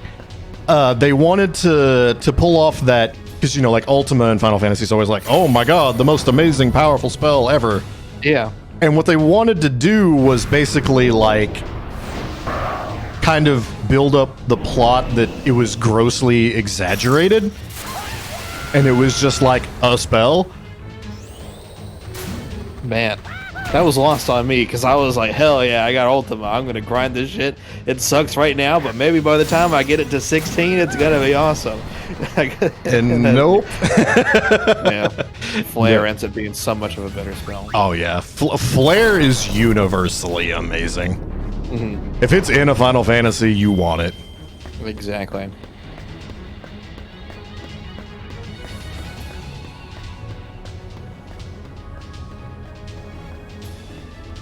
Also, you know, just a completely side shift to put it on you for a second. So you played through Persona 5 Royal this year. I did. Well, started like last year.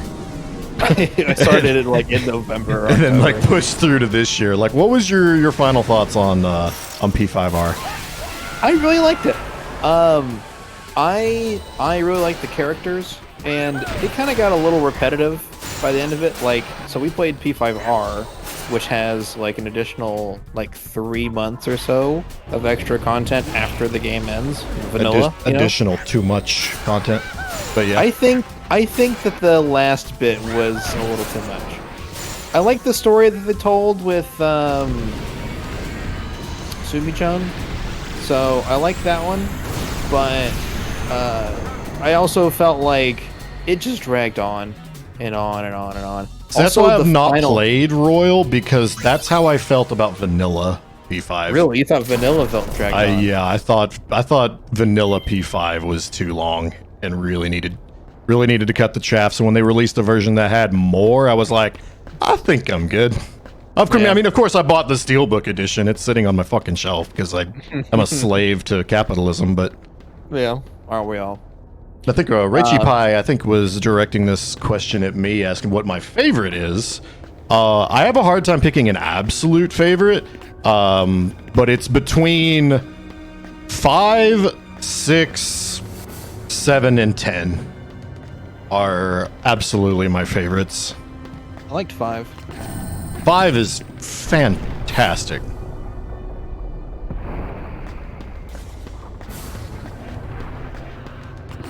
Since you got me talking about Persona 5, the last fight for the Royal content, the extra DLC or whatever,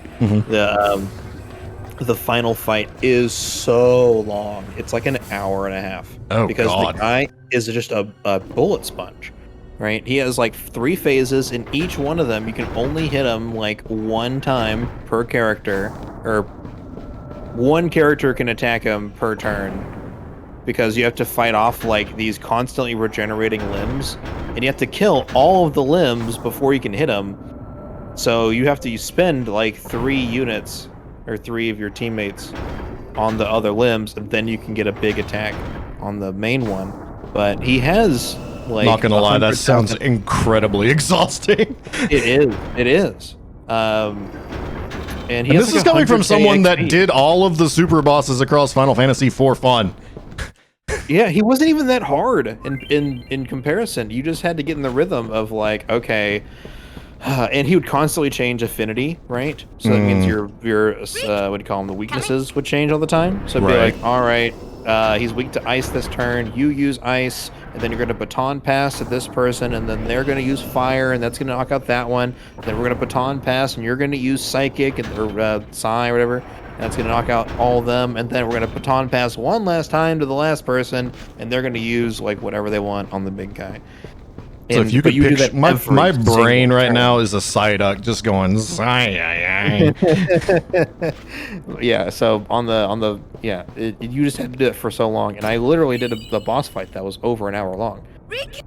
And then he focused the main character like 3 times in a row, and he died in 1 turn because he got crit and then hit multiple times. And so I had died and had to restart the whole fight twice. Ugh. I was so over it. Oh, this God. is so fucking dumb. This is so stupid. I hate it.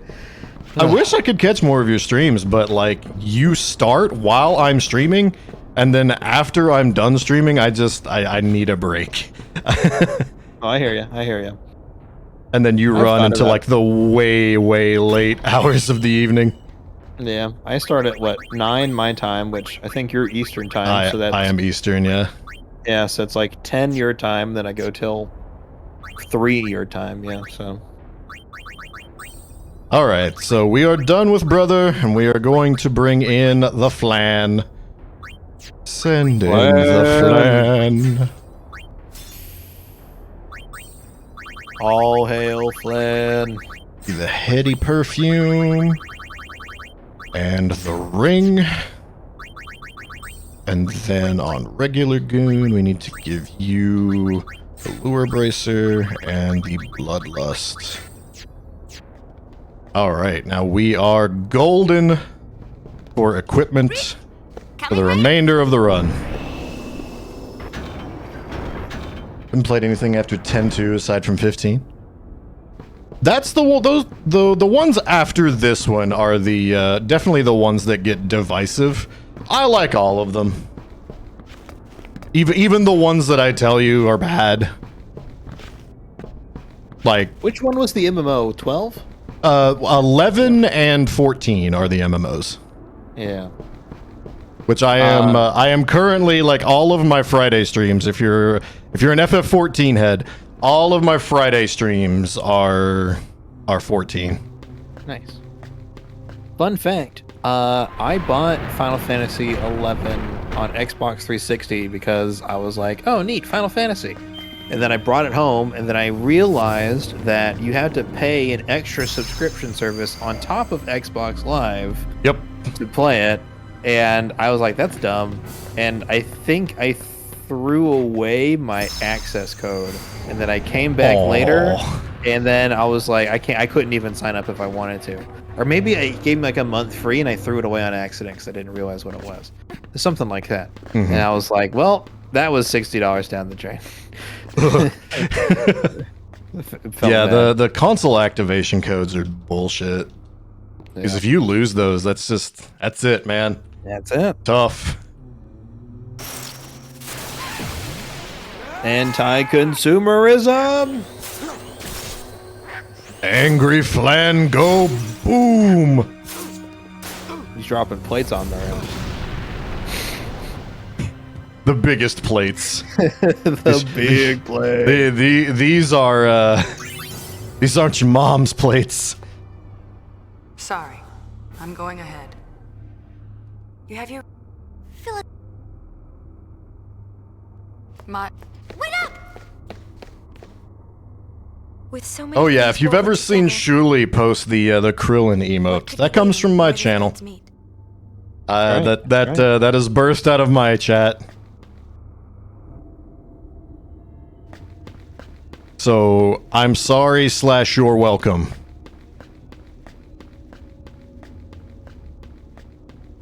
The Krillin emote will live on. It will outlive you. It really will, like, honestly.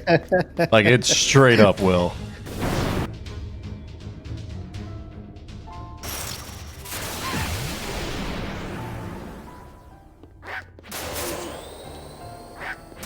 And boom.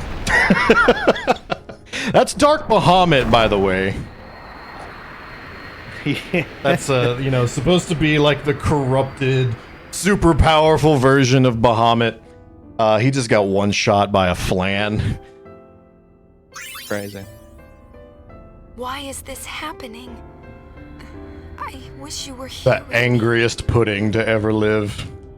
And that's what we're going to be doing now. Is basically for the rest of the checklists on the run are to go around and kill all of the Dark Aeons. Didn't we?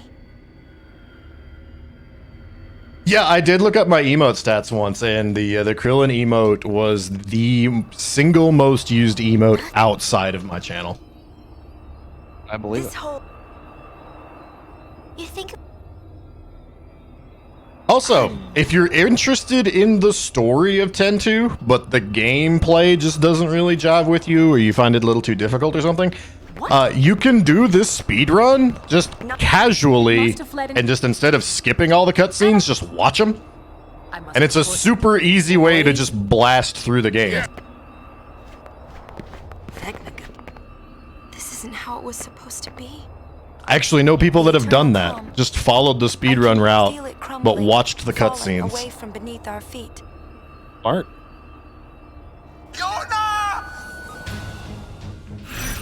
Although, to be fair, I'd probably just YouTube it. You know. That's fair.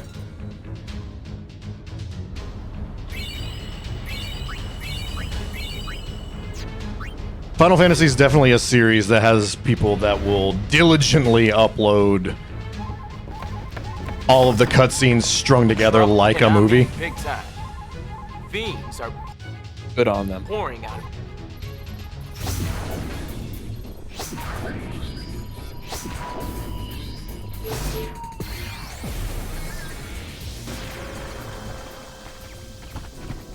But yep, basically, now that Vegnagun has been activated, which is the giant world-ending super weapon, the Dark Aeons have appeared, and they're pouring out of the temples, and we gotta go push them back in. Luckily. Guess you're afraid. And we will be doing that until basically the end. When we fight the BBEG, as it was. That's okay. It's all Big bad evil guy. You got it. Hey.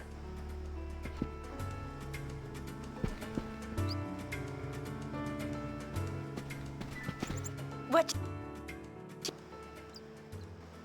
I can see you now.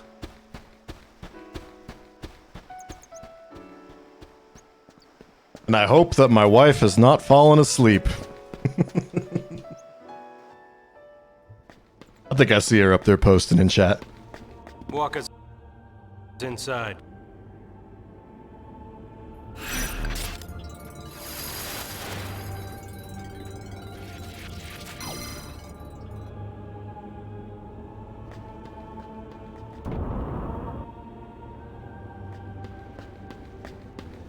She's sleeping. She is asleep. Confirmed asleep.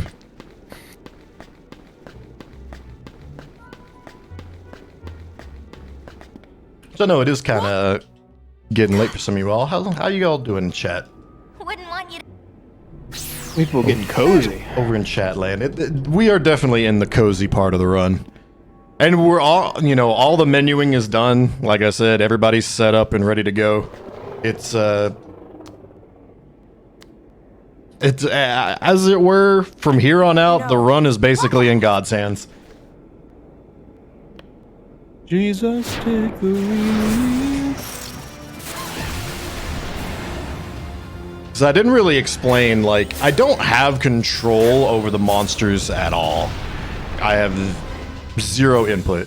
If you notice, I was wondering how you were fighting so fast. Yeah, in the top left of the screen, you'll see stars, like in a fight.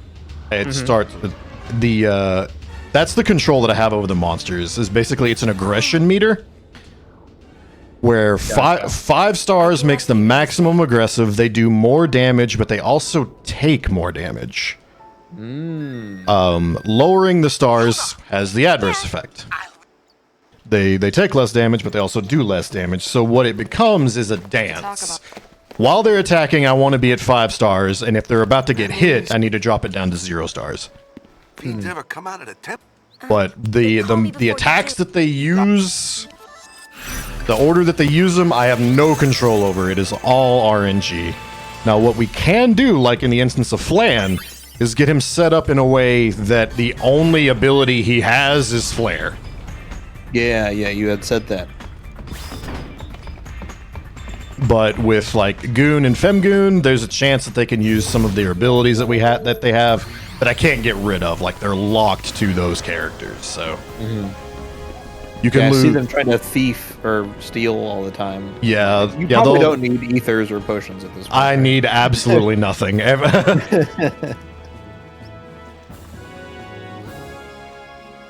This is exactly like, depending on the dice rolls in this chapter, I could use an ether, but I already have it.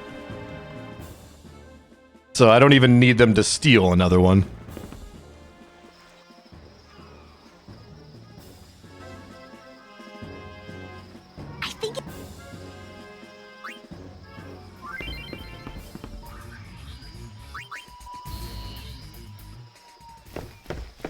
That's probably my favorite minigame, is like you're supposed to, like, if you want to get the reward or whatever.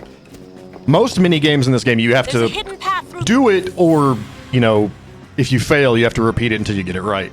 But with that one, like, you can just fail immediately, and it still lets you go through. What you're supposed to do is wait for the guards to turn around and, like, sneak your way through the gate. But if you don't care about the reward, and in a speedrun we absolutely don't care about the reward, you can just mash and sprint through the gate as soon as the minigame starts.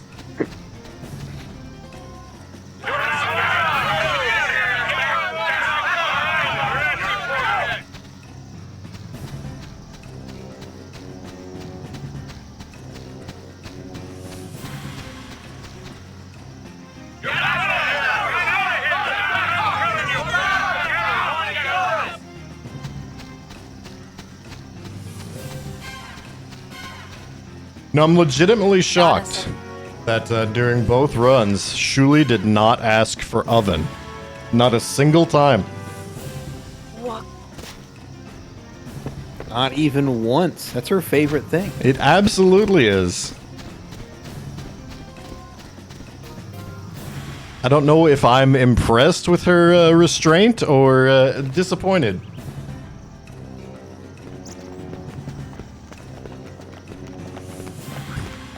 Oven, please. Oven, oven, oven, oven.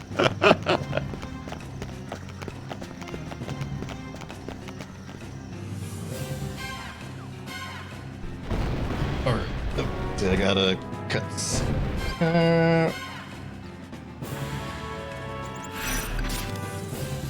I'm gonna butcher it because I don't remember the exact quote, but here you go, Shu. Why do they call it oven when you of in the cold food, of out hot eat the food?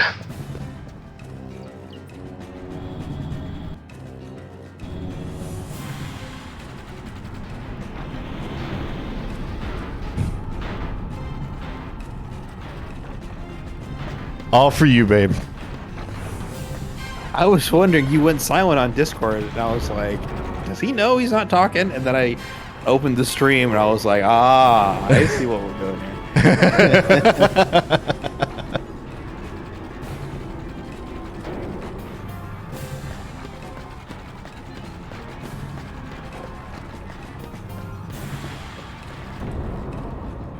You're very welcome.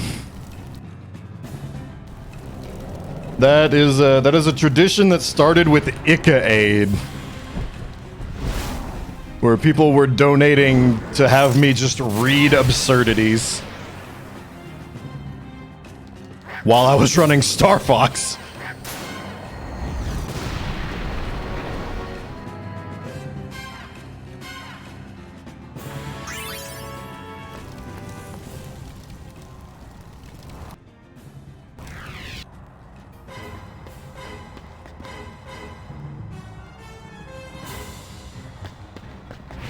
So the best possible outcome here is that we get crits from the goon, and they kill it before Flan casts Flare. Because that'll save MP, and it'll save me a menu from having to restore his MP before we get to Ifrit. But that doesn't always happen. Dang.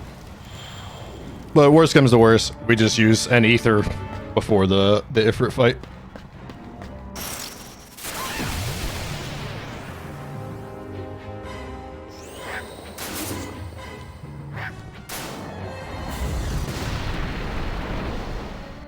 When is the duet coming up, by the way? It is at the end of chapter 4, which is the chapter after this one. Gotcha. Was that met? I don't actually know. I'm pretty sure it was met at the start of the run. I have a feeling that it was. We'll double check on that. I've run this category in a lot of different marathons, and it is an incentive that has never not been met. Also, an incentive you didn't even ask. I didn't even submit it for this, by the way. CJ volunteered it, along with, you know, upgrade to red line, as if I knew blue line. And blue line's easy mode, though. It's baby mode. He would have done it just fine. That was the secret, is that even though I didn't know the exact routing, I would have been able to stumble my way through it, no problem. Yeah, it's just called playing the game. Yeah, it's really, that would have just been a let's play at that point.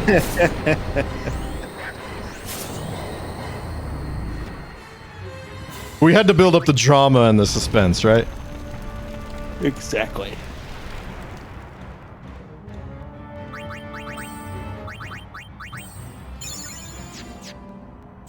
Quick little ether.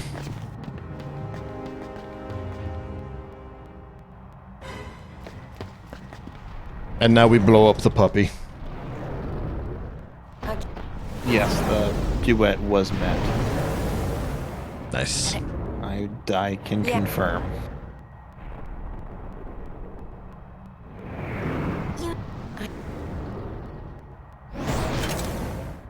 I'm...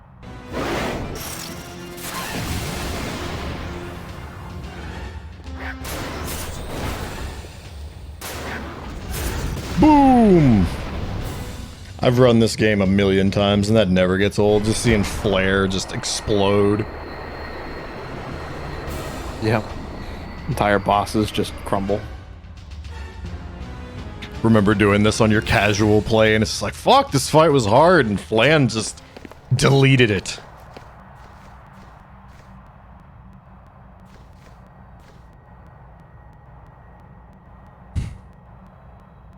Another.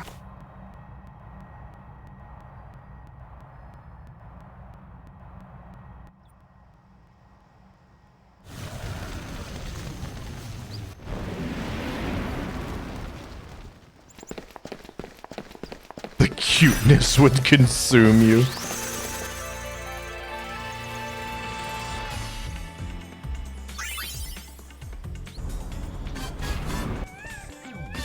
All right, next stop, Ixion.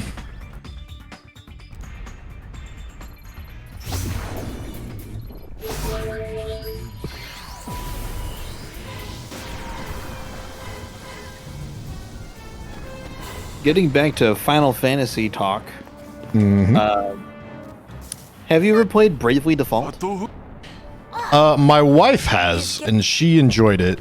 I have not. Gotcha. But it is basically like a Final Fantasy successor, yeah. Yeah, it's more or less a spiritual successor, I think. I mean, it even takes from, like, the job list. Like, the job system entirely is lifted right off of that. The, you know, 4 Warriors of Light or whatever, and the Elemental Crystals is literally Final Fantasy V, right? Mm-hmm. And it's essentially a Final Fantasy V clone. But it's really good. I liked it a lot. I don't know why in particular, like, I liked it so much more than other Final Fantasy games that I've played, but maybe just there's a lot of like quality of life, ease of access kinds of things. Like you can turn random encounters off. I was about to say, like, you can change, like, you can even change like the occurrence, right? You could turn them off, or you can turn them up, like higher encounter rate. Yeah, and you can also do like an auto battle where you can essentially do a list of inputs and then say auto, it'll just repeat them over and over. So you can double the encounter rate, set up like a super OP turn, and then you just kind of walk in circles and just grind. So it makes a lot of the grinding so much smoother, so much faster. They implemented that feature into the Pixel remasters on Steam for Final Fantasy 1 through 6. That is really nice. Mm-hmm. Well, not Yeah, the ability music is to great, too. not the ability to manipulate the counter rate, but the auto battle. Oh, yeah. Where you can set up the turns and just turn on auto battle and let it, brainlessly grind. Exactly. So stuff like that. I really enjoyed the story, and I assume that if you actually have a chance of playing it, so I won't tell you what the story is. Yeah, I'd like to at some point. I know the second one is a little divisive. So I really like Bravely Default and Bravely Second. I think that it's a natural expansion or extension of the first game in a way that is still unique and still interesting. It even has a couple of characters that are repeats. They come back. One of the characters is a DLE and Tiz Orier. And those are two characters from the first game that come back to the second game that I really, really enjoyed. And so, I don't know, it was a lot of fun to see them again. So I like the second game just as much, and they changed the classes up a bit, or the jobs, up a bit, so that it's still, a lot of them served similar purposes, but they were different enough that it didn't feel like it was just rehashing White Mage into White Mage again. Right. So. And then, just like Final Fantasy, there's the very awkwardly named third game, which is Bravely Default 2. Yeah, that one's really... that's one that I feel like maybe I should play, but they changed a couple of things, and it's as simple as just changing the graphics that put me off so much that I didn't want to play it. Why don't the characters have feet? That, I don't know. They just have, pointed nubs, and I hate it. Yeah, I'm not going to defend it, but it's a stylistic choice, and I don't hate it, but yeah, if that's something that bothers you, then yeah, you're going to notice it. So also probably something that it's good to come to terms with before you play it. It's okay, this is a thing that I'm not going to allow affect my enjoyment of the game. Exactly. No way.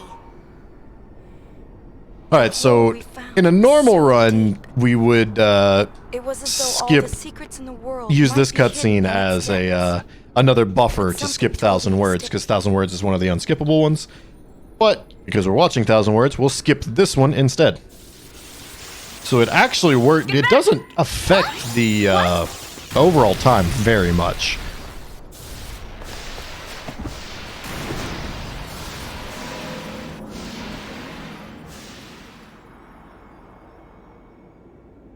She's fallen in the pit. No.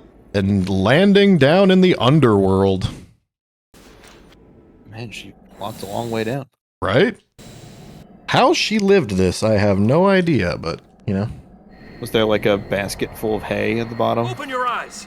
Field full of flowers. Just an eagle in the background. I loved how in Assassin's Creed you would jump off of a 100-story tower and you would land in a little perfectly placed hay at the bottom. Yep. Yeah. And all right, well, just brush it off and just walk crawl away. out. Yep. I ain't no thing but a chicken wing, baby. That's right.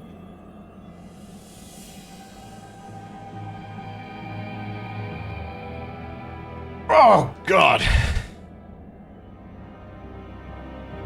Setup into Star Fox into setup into 10-2 is proving to be an endurance challenge.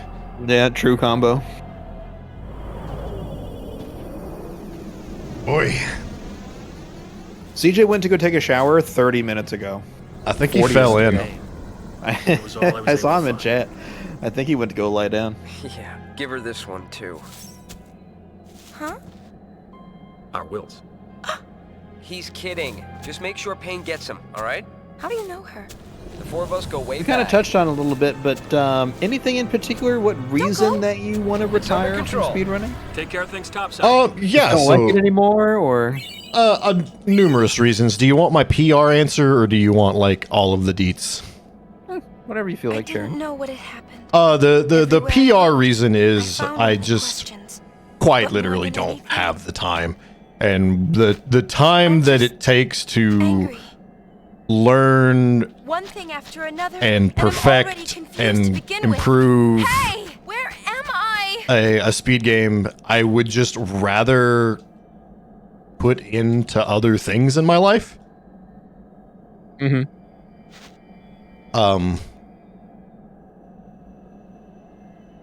And that's it's definitely a time sink. That point is very strong. Even if there's there he is. Okay.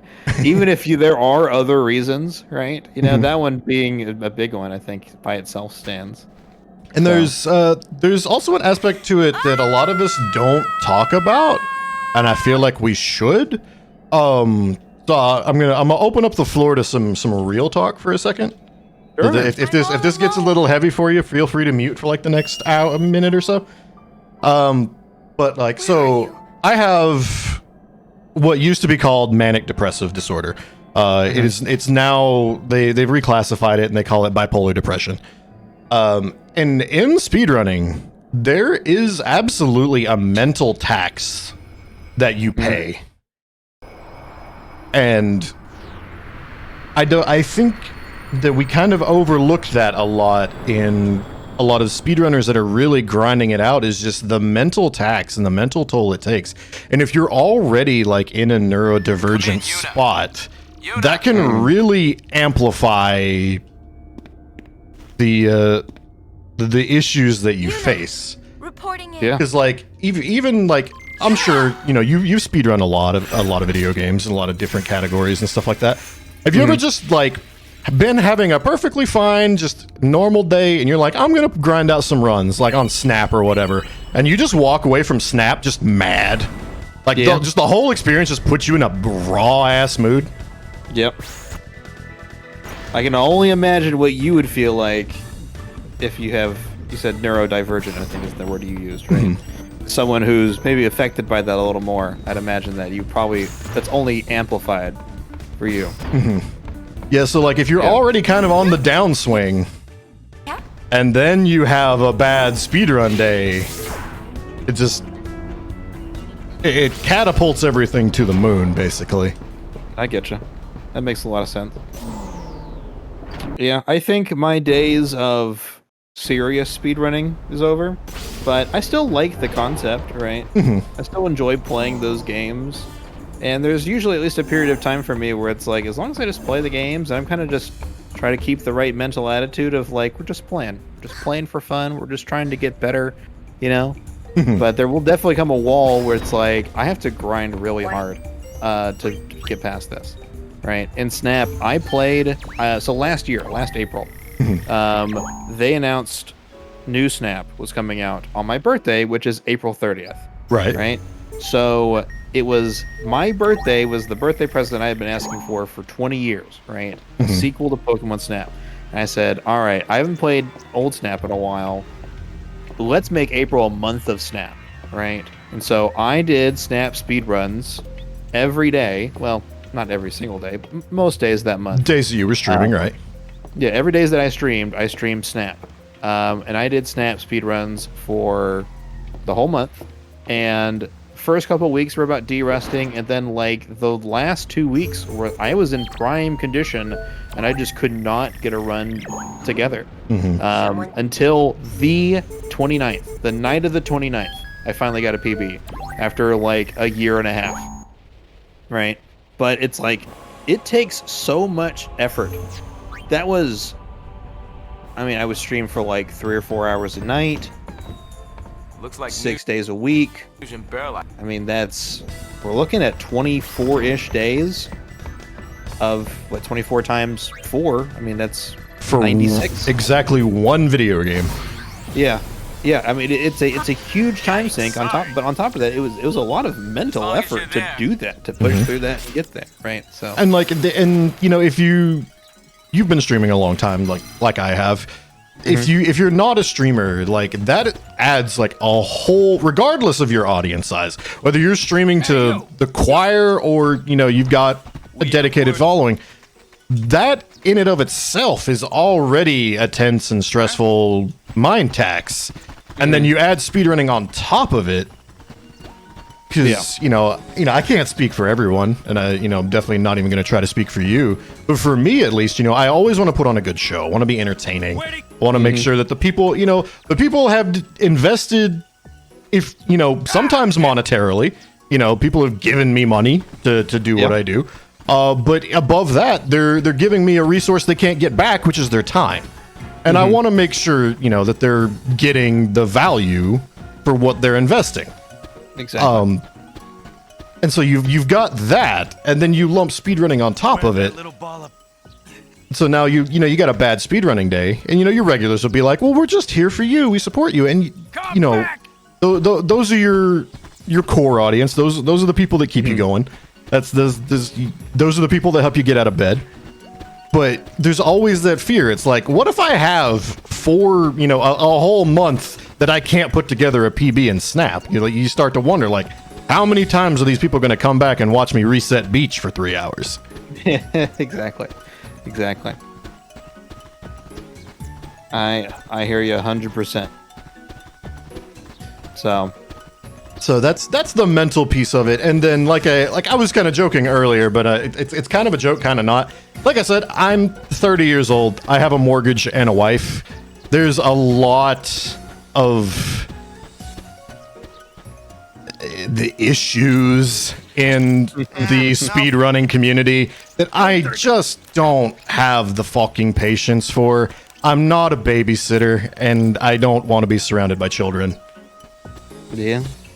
That's definitely something that, like the kids these days have time on their hands. It's like, that's the dirt of it, really. Like, I don't want to be caught up in speedrunning drama. I don't want to be caught up in community issues. Like, I just don't have time.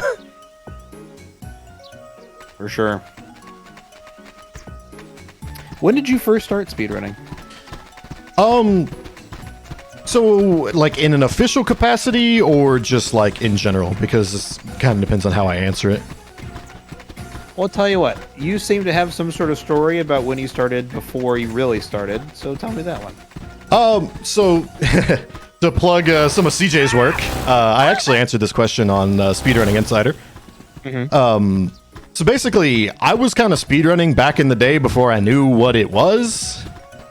Like, I kind of have the same story as some of the old heads of speedrunning, like Spike Vegeta and some of the other guys, where, we would just get really good at video games that we played and just, like, kind of see how fast we could beat it. So, like, I distinctly remember, like, having days where, like, okay, I'm going to start a new file on Pokemon Blue and see if I can beat it in one sitting.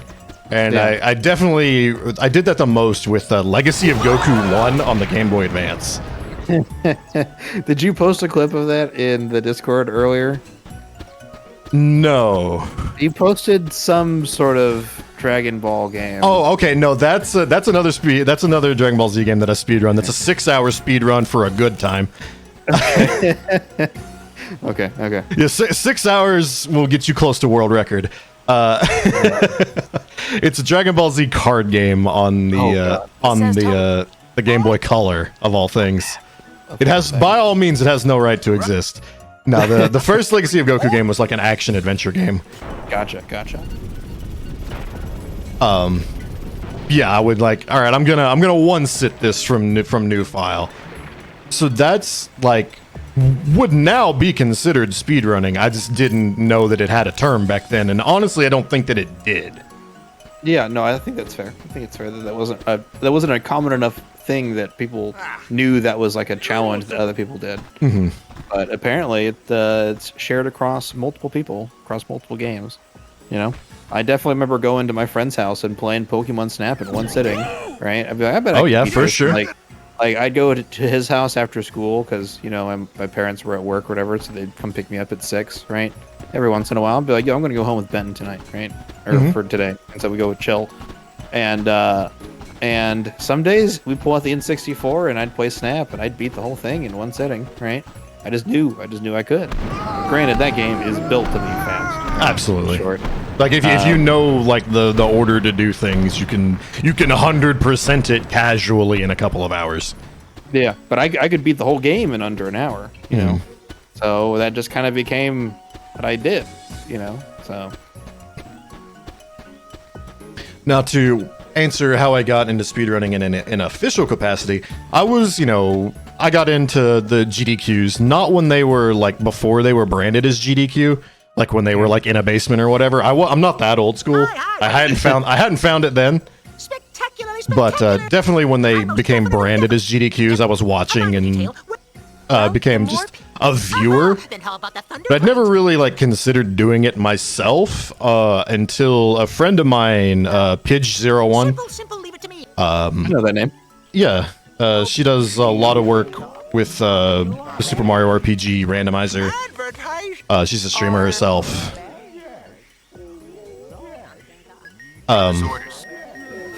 I met her through Smash in a completely unrelated story. We're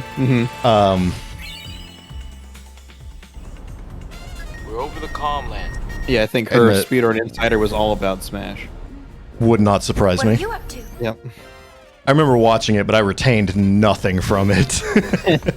That does happen. So you met her, and then that encouraged you to pick up a game? We became friends and just talked a lot. And one of the things we talked about was Mario RPG, and then she became, Mario RPG speedrunner. I think she was one of the people that routed a lot of the more involved categories.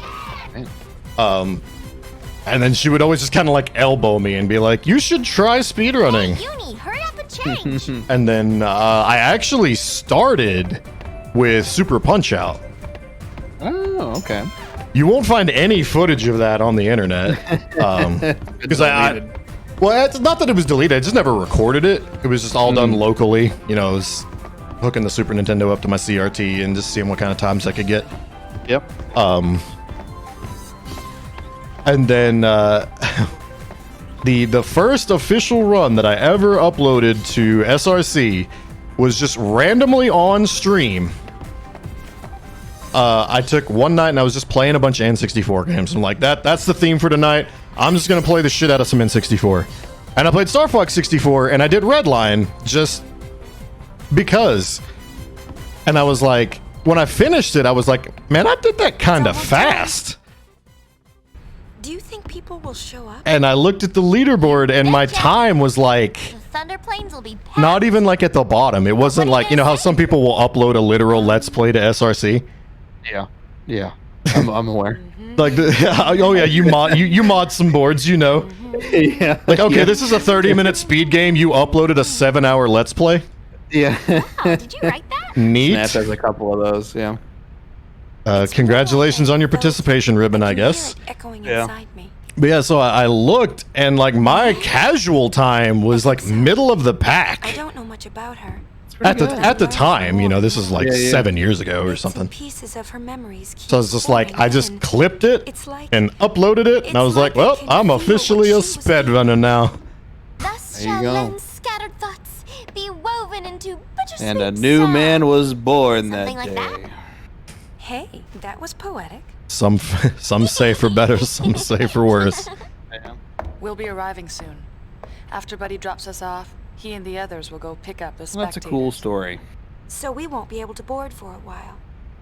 You got it. And then settled into a groove with 10-2 just by learning it. 'Cause the reason I picked 10-2 is because it was one of the shorter ones to learn. I was like, okay, I can, I typically stream for about 3 hours a night, and this was under 3 hours. So I was like, all right, that's cool. That gives me plenty of time to, if I need to reset a few times, I can still do that and not be, streaming until my eyeballs fall out. A good idea. I've definitely picked up a couple of runs that were like 3 or 4 hours, and I'm like, this is not sustainable. Right? I can't do this every time. Like a 20-minute run. Snap is so good because you could, even if you have to reset 20 times, you can still do plenty of runs in one night, right? But if it's like new Snap is 2 hours and 30 something minutes, right? You get one shot. If you're halfway through and it fails, you don't really have time to do a second one. Right. I mean, maybe a little bit, but not really. So you finish on a bad run just so you can get practice in the late game. Exactly. That happened plenty of times. So the mental fortitude of running FF8 daily. Yeah. Good luck on them. Some people got it. I am man enough to admit that I don't. Yeah, I hear you. You know, for Snap, I had it. I probably could do another month of it, you know. But at the same time, my expectations are different too, you know. Like, I think one of my points that I didn't really mention that I was trying to get to was, like, if I don't ever PB and Snap again, I'll be okay with that.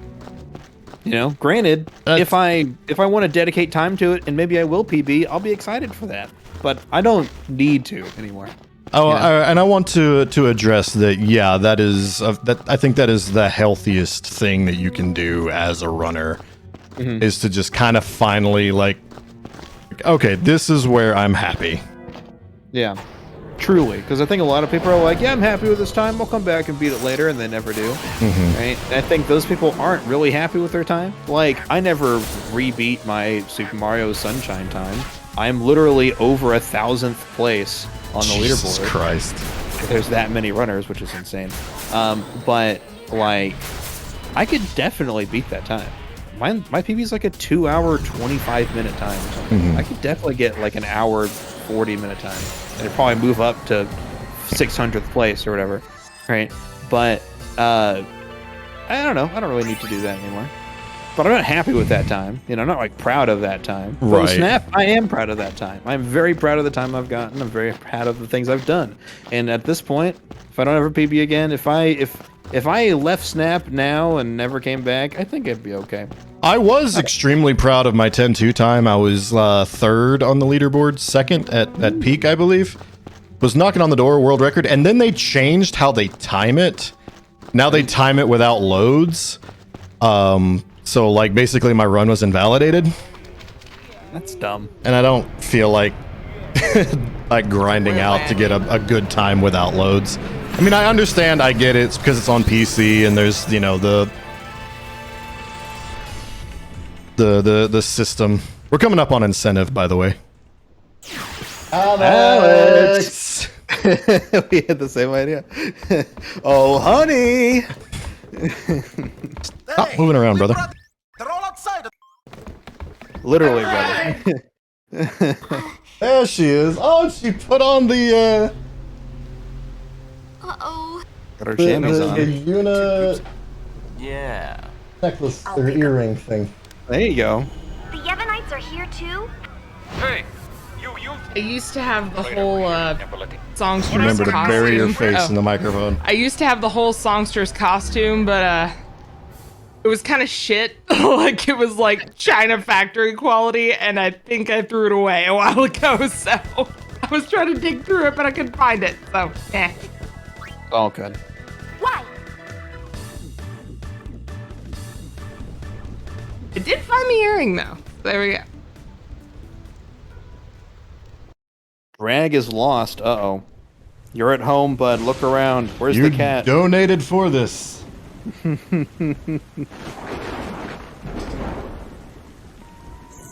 got your parts done, babe? No. I know that you're hiding things, using gentle words to shelter me. Your words were like a dream, but dreams could never fool me. Not that easily. I acted so distant then, didn't say goodbye before you left. But I was listening. You'll fight your battles far from me, far too easily. Save your tears, 'cause I'll come back. I could hear that you whispered as you walked through that door. But still I swore to hide the pain when I turned back the pages. Shouting might have been the answer. What if I'd had my eyes out and begged you not to depart? But now I'm not afraid to just say what's in my heart. 'Cause 1,000 words call out through the ages, they'll fly to you. Even though I can't see, I know they're reaching you. Suspended on silver wings. Oh, 1,000 words, 1,000 embraces will cradle you. All of your weary days seem far away. They'll hold you forever.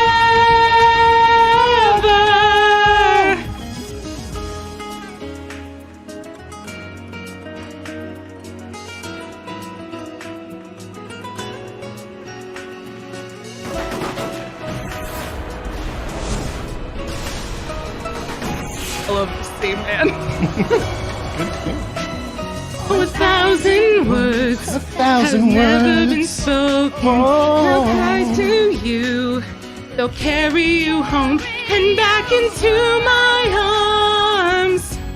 Suspended on silver wings. On silver wings. Oh, 1,000 words. Call out through the ages. Call through the ages. You. Turning all of the lonely years to only days. Only days. They'll hold you forever.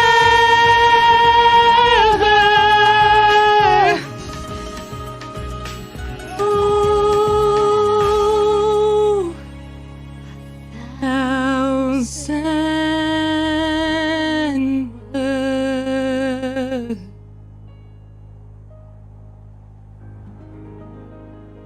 Boom. Give me my earpiece back. We got to run to finish. There you go. Bye.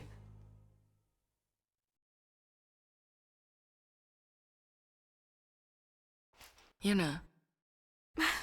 Bravo. I'm fine, really. Bravo. It's past now. Thank you, thank you, thank you, thank you, thank you. Well done. Well done. Also, can I shout out someone in chat real quick? Brainbugged. This is the greatest speedrun story in the history of speedrun stories. So there are some absolute mad lads that run the 100% category of this game. Oh my gosh. And there was a time before Brainbugged appeared. And this is like the classic speedrun tale, right? I know you've probably heard this a billion times. So there's the 100% category, and it exists. People run it. It's 1,000,000 hours long. And then Brainbug shows up. Is the dude just fresh in the Discord, doesn't have a Twitch channel, doesn't have a YouTube, literally just walks in and goes, man, this route sucks. I can do this so much better. Classic tale, right? Rando walks in and, you know, thinks that they can absolutely destroy the game. But then Brainbug posts 100% time that was like half of the world record. And completely just redefined the 100% category. And it's actually like a runnable category now. Hell yeah. It was just like the most like, hey, we're talking about vector what? How the heck do you fight that thing? Shout out to smart routing, and also shout out to people who question the norm. The status and we do quo, this yeah. better. Exactly. That's right. But I've got a plan. If it doesn't work, absolutely. Death. So yeah, mad props to Brainbugged. Whatever, and man. When it does see all of dies, the 100% runners. You know, steel, or was it iron sharpens iron? Yeah. Yeah, they've been grinding that down, and 100% is like a really competitive category now. Those are the good stories in speedrunning, you know? Why did it come off like that? Put that in your Jack 2 and smoke it. Juicy bits! Not my fault. What a piece of Asep junk. Turner came around and just pushed the game down like 3 minutes when it was already like sub hour. What about the gold wings? Well, not 3 whole minutes, I but think that we should help out Nuge. well, But first, I want to now I'm talk thinking, to isn't it Shiva. like 54? I have to tell him how Len Yeah. felt. I'm sure That's my favorite thing when people are like, "This is the limit of human capability," and then someone just comes along and it's just like, "Actually, the route just sucks." Yeah, it's really funny because we've also featured Ben Fichter as like the old school guy, and in both games, in Jak 1 and Jak 2, he's just like, yeah, this 4 hour and 38-minute run, yeah, I'm pretty sure no one's ever going to beat this. I mean, maybe by like a few minutes, but like no one's ever going to beat 4 hours. The right? death sentence saying that it'll never be beat. Yeah, and then literally like 2 years later, and from 2006 to 2008, someone's like, "Yeah, I found a way that skips like an hour and a half." They're like really simple stuff. It's like, oh yeah, Ben Fichter kind of eats shit, but.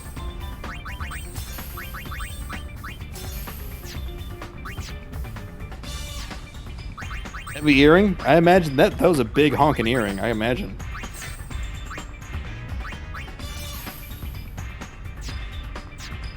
All right, but you killed it on camera. You killed it on the mic. Good job, Alex. She always does a fantastic job. Yes, she does. She pulls all the weight in this relationship.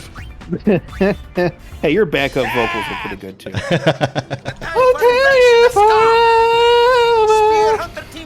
I heard you. I do what I can. Especially at 2:30 in the morning. There you go. What are we called now? Does it really matter? Good point. Sir?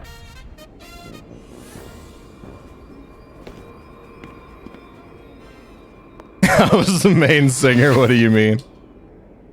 I can't even jokingly take that credit.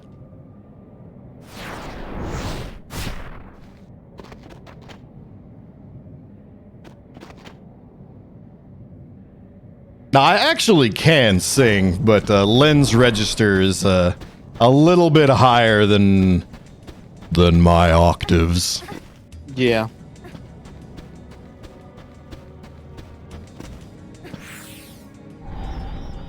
What the fuck am I doing? I just went the wrong ass way. I'm completely out of it. Oh, I'm an autopilot and I just like completely went the wrong ass way. I've been back to the start.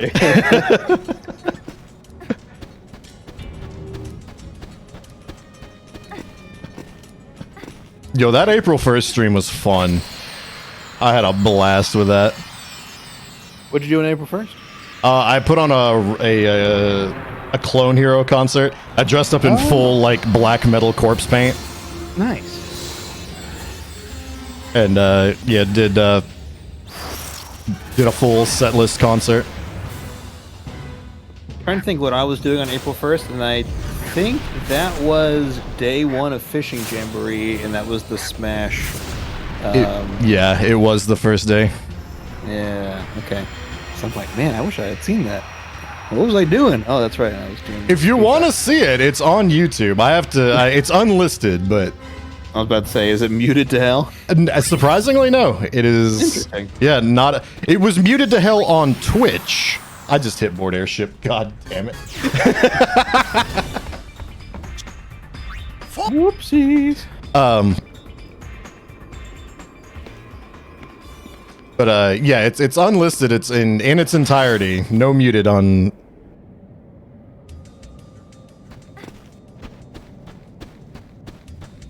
On YouTube. Might have to ask for that sometime. Oh, absolutely. Just. Oh yeah, and you too, Drag. Catch me on stream sometime and remind me, and I can get you the link. It's unlisted, so I have. You can only get it. Yeah. You can only see it if you've got the link.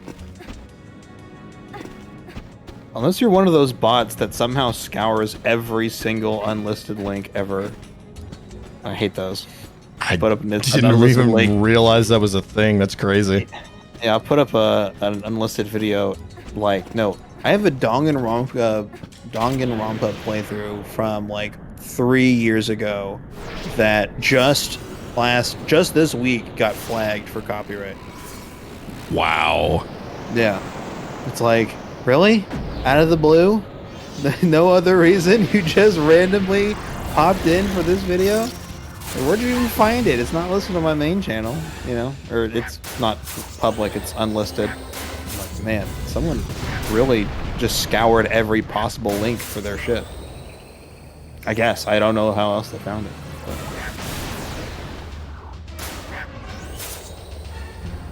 This fight right here can absolutely troll you. If the bee wants to lock you down, she can. I have seen just amazing runs fall to shit right here at the end.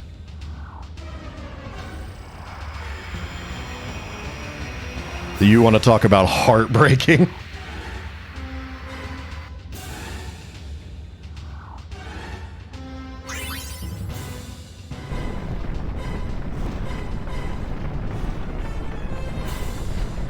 To be fair, Shuli, the YMCA strikes are more like, hey, we're going to put ads on your video and we're going to make the money now.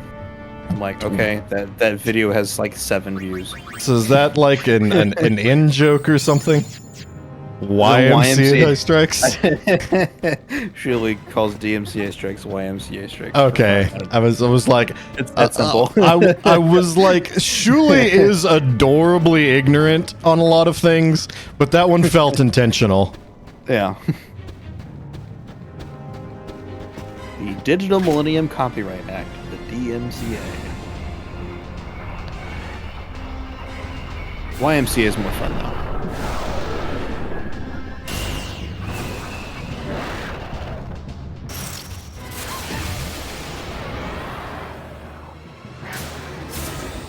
Hit Alt F4 coordinates. That's good. That's good. That ranks up there with one of my favorite Shuli moments. Didn't you hit her with that on one of her streams? Yep. Yep, one of her Minecraft streams. Oh man, you trickster. I got her almost, like, I had to stop her. She was going to do it, but I got her to delete her System 32 folder. Oh no.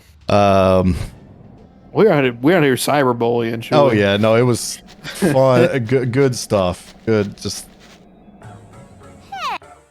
That was the last time she ever streamed. I'm telling you, we cyberbullied her out of it. That's what I do. Anymore. All right, Flynn. For your own good. You need to go to warrior. Change. Oh no, it's ring. We change for iron bangle. Oh yeah, there's another save point up ahead.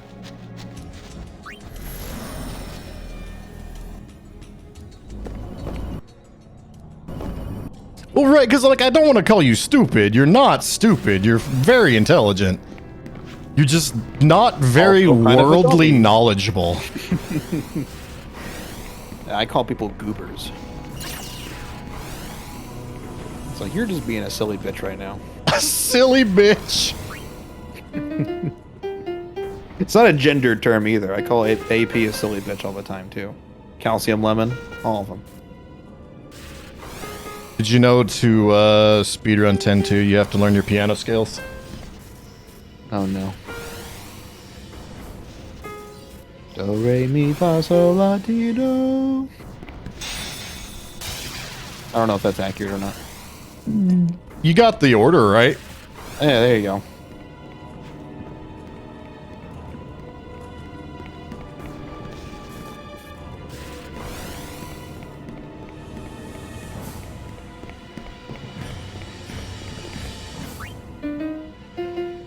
Is this just like a cyber highway with electric barriers in the sky? Basically. Interesting. Yeah, we're running through basically the 10 equivalent of the afterlife. Like this is where like spirits and shit go when they die. Because down here is where the world-ending super weapon is. Don't do that, Shu. Don't play into his game. He is not mystery. He is adventure underscore potato. Guess she could. I never said. Well then, please. You did. Look, we'll tell Nude you're waiting. Don't give him that credit.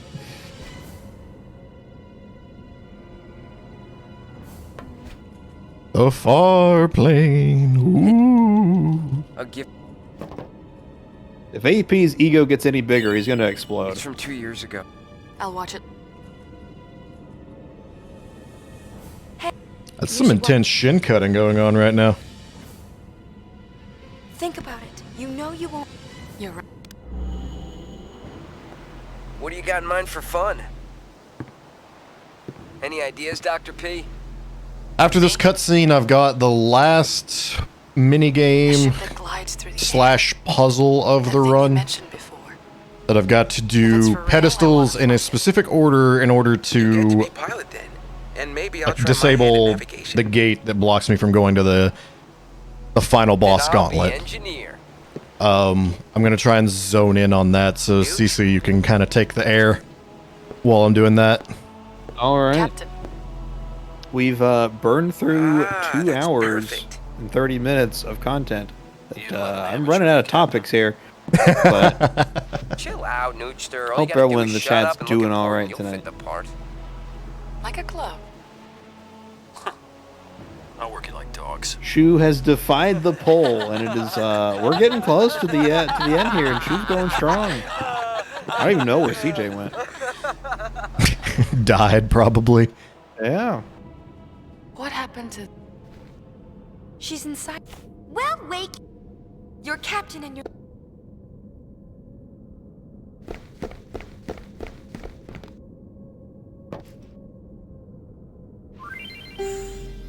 Okay. Left pedestal. Right.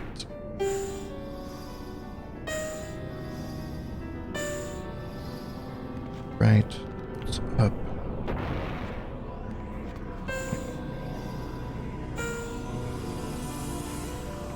Back down.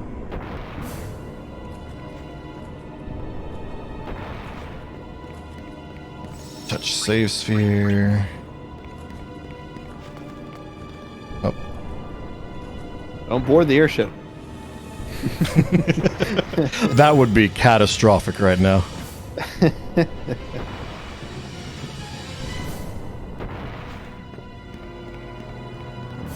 While you're doing that, don't forget, everybody, we are raising money for Save the Children Foundation, which is a really awesome organization. You know, we've helped, we've raised money for them before in past events, and honestly, you know, I'm always happy to say that we raise money for this organization. You know, I get asked a lot. You know, I have to explain what I do to my family because they don't understand how the internet works, except for Facebook. But and I always tell people, hey, listen, I raise money for charity, and they're like, oh, that's cool. I'm like, yeah, we raised $7,250 for Save the Children, and they're like, oh, geez, you're serious. It's like, yeah, you thought I was joking around. But like I said, I'm always proud to rep these guys. They're really good people. So they do good work out there. So it's definitely a cause worth donating to, if there ever was one. Help give kids around the world a better future, better chance at a good life. So I'm always down for it. And I hope that y'all are too. And that's even though I am, hanging up the hat on the active side of speedrunning, it's been an honor to be a part of every single event. Thank you. Just not only because you guys are my bros, we've gotten pretty close knit over the years, and just the causes that you always put forward are always super just, in my opinion. Whether it be Save the Children or any of the charities that we've donated for over these last, myriad, however many events that we've done at this point. Yeah, that's... launch parties and SDATs and ICA-AIDS and...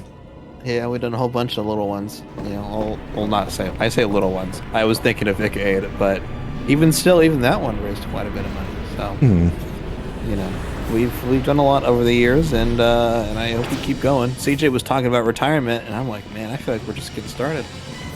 Well, thank you, Drag. I appreciate that. I feel like that's one of the best compliments you can give a streamer.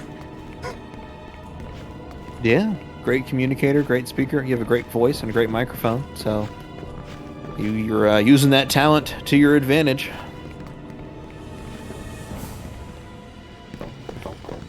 All right, one more unskippable cutscene, and then it's the boss gauntlet.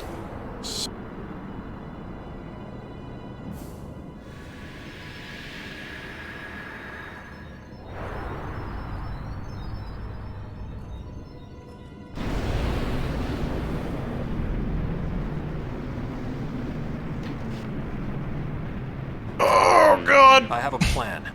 What's... He acts through another's... I'll shoot. No. His body will be useless, but if we're lucky, he won't die. Shuyun will abandon Barrel Your dead, not boyfriend? and Oh. then he'll come back for me. It's complicated. Yeah. My body is already Yeah.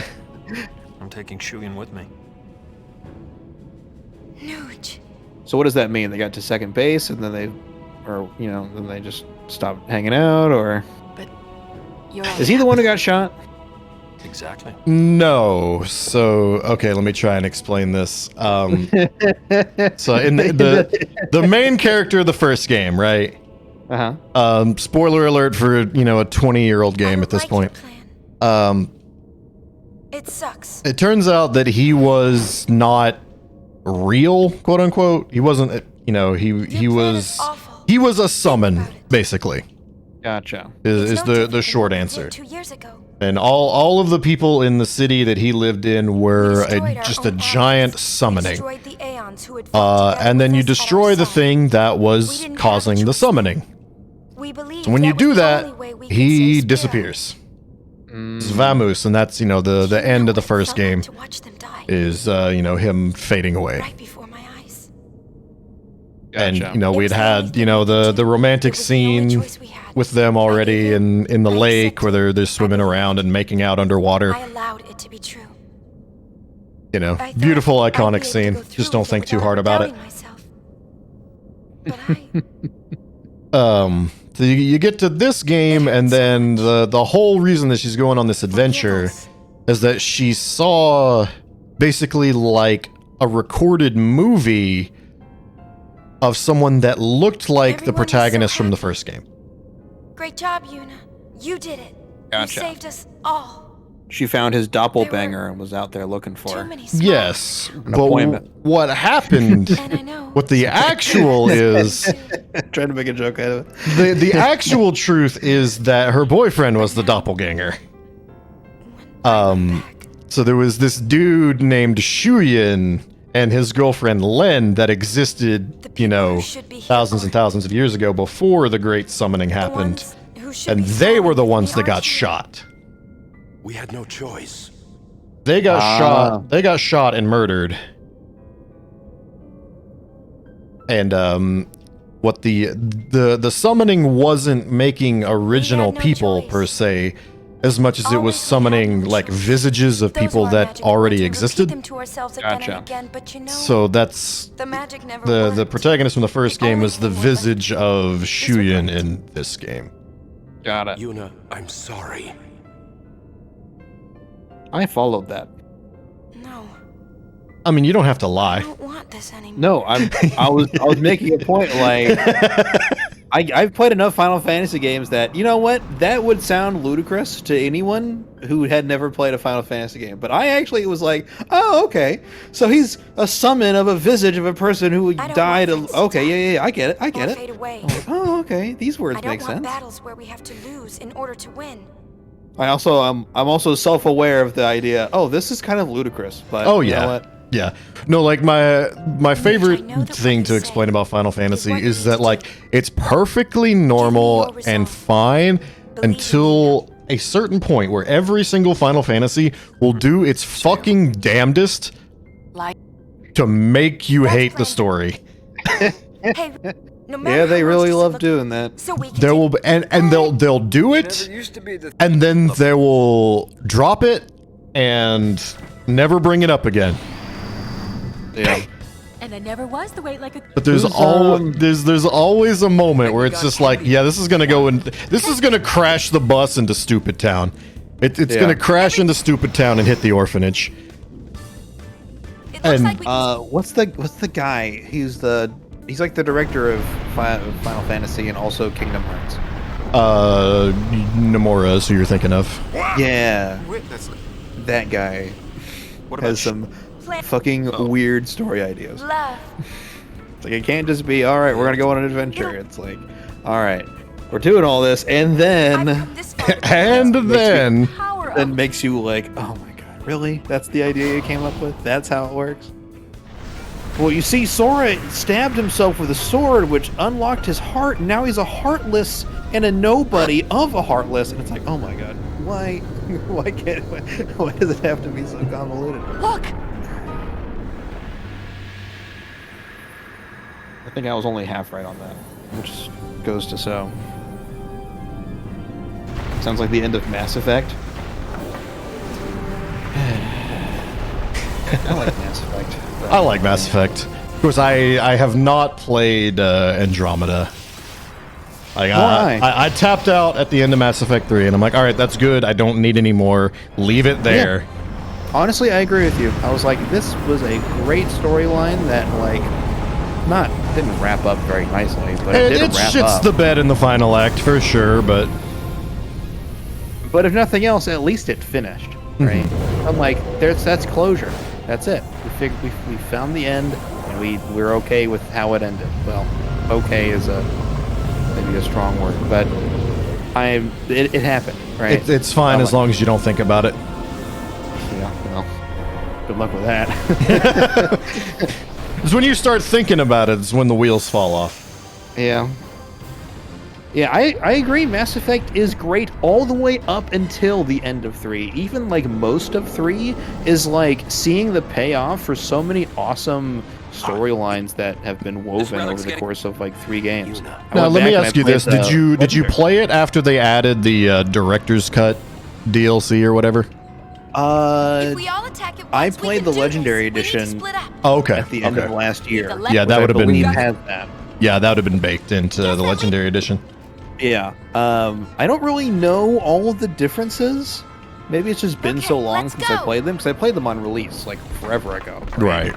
And so I don't remember too many differences, but the DLC that does nothing, yeah, I'm like, it didn't seem that different. It helped. Like, I mean, it's still using a can of turd polish on, a cow patty, but yeah, at least it's shiny. Yeah, I mean, I don't know. It didn't. That game came out, and I think the head writer left, and someone else came in. And it's very clear and very obvious that, like, this was not written by the same person, because the rest, like the first 2 games, have great writing and great storytelling, and then the third game is like, it starts off, hey, we got some good stuff, and then it just it's literally great up until the closing. Yeah, it's a shame, but I don't know. I had a good time playing it again. So, and a part of me is like, I want to go back and play it again. That's so much I like that series. I learned but like I said, that trilogy is so good in itself that Andromeda, I was like, I have literally zero interest in visiting this. Same. Especially after all the animation stuff that came out. Yeah. I was like, yeah. Any small chance that I was excited for this, it's already off the table. Yeah, that is gone now. Mass Effect 2 is so good. It is. Like, that still stands as just a paragon of gaming. No pun intended. Renegade for life. No, I'm not. Renegade for life. Yeah, Drag, I hear you. Backlog. Luckily for me, I stream for 4 hours a day, 5 days a week. So I'm like, I got time to fill out or to clean out my backlog. That's what I do. So. Yeah, I've got Legendary Edition, but I've not cracked into it yet because my wife has not played any of the Mass Effects. So that's something that we're gonna tackle together. Hell yeah, I think it'd be a lot of fun. Oh yeah, I'm really looking forward to it. Male Shep or Fem Shep? Fem Shep, obviously. Nice. The only Shep. Okay, you know what? I take a small offense to that. I like Commander Shepard, all right, or Mr. Shepard, you know. So I will say though that I do like male Shep because you can romance Tali. There you go. Tali's my favorite character. I love Tali. Yeah. But like I said, I really want to play it again, and I'm like, I have to play as Fem Shep. I played 2 full playthroughs as male Shep before, right? I gotta play as Fem Shep because everyone loves Fem Shep. I think her acting is really good in that too. Oh yeah, for sure. Jennifer Hale fucking kills it. Yeah, especially because they made it so that even ME1 you can play as her. So. And see, my wife's a big Dragon Age fan, so she played like IMO. I'm really gonna ruffle some feathers here. IMO, she played the inferior BioWare franchise. You know, I like Dragon Age Origins in particular. Is that yes, the first one. Yeah, Origins is the first one. I like that one a lot, although it is a little convoluted. So, but. I did enjoy that one a lot. I don't know if I beat Dragon Age 2. Also, fun fact, I bought Dragon Age Inquisition on sale, and then I never played it. I really do not like Inquisition at all. It really kind of soured me on the whole franchise, if I'm completely honest. Wow. That's pretty bad. That does happen, though. That does happen. It suffers from that AAA open world syndrome. Where there's a whole lot of stuff and nothing fucking in it or anything to do. It's like, okay, you made a giant world, but you forgot to make it interesting. Yeah. And then, my god, don't get me started on the fucking story. I don't have enough time in the rest of my run to air my grievances about the Inquisition story. There you go. By the way, Alex in chat, looking forward to Mass Effect, definitely. You're gonna have a lot of fun. Highly recommend. Mass Effect 1 did not age very well. IMO. Yeah, I gave her the run on that. Make sure you save as often as possible, because my memory of 1 was I played through most of the game on the Xbox 360, and then I made it to, I forget the planet name, it's like the icy planet with the Rachni Queen. And I made it all the way there, and spoiler, you get ambushed in the boss fight, and I was not prepared, and I got wiped, and I didn't save, and there's no autosave feature, and I had to restart like the entire planet all over again. And I was like, fuck that. And that is the reason I never finished Mass Effect 1. So, but I played it again. Yeah, I played it again at the Legendary Edition, and it has its problems, but I made it through. I'm glad I did. Oh, absolutely, Rachie Pie. Ashley Williams, fuck Ashley. She's awful. Fuck Ashley Williams. And what's really annoying is that I didn't romance any characters, and so if you don't, Ashley Williams is like your default romance. And I didn't realize that like putting my hand on her shoulder when she was crying would be like making the romance. Plant the flag. Second game. So in the second one, it was like, are we still a thing? And I'm like, oh god, no. We never were a thing. Yeah. Maybe we're finished? You're a big Tali fan? Oh yeah, absolutely. I love Tali. Finished indeed. I'm mixed. I liked Miranda a lot, but I think the one that I actually like is oh god, I can't remember her name. Liara, there we go. Samara. My brain just said like the one that if you romance air quotes you die. Oh yeah, she kills all of her lovers or whatever. Yeah. I don't like Jack as a romance. I like Jack as a bro. Like Jack is a good character. Yeah, Jack is an excellent character, but I don't want to romance Jack. I want to go to a bar with Jack. There you go. Stay focused.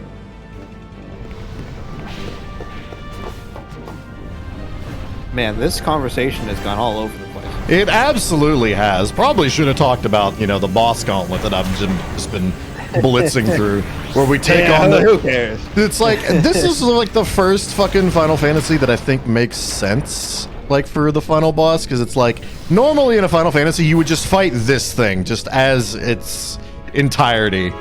But at least this game stopped to think that's probably a bad idea. Why don't we take it out piece by piece?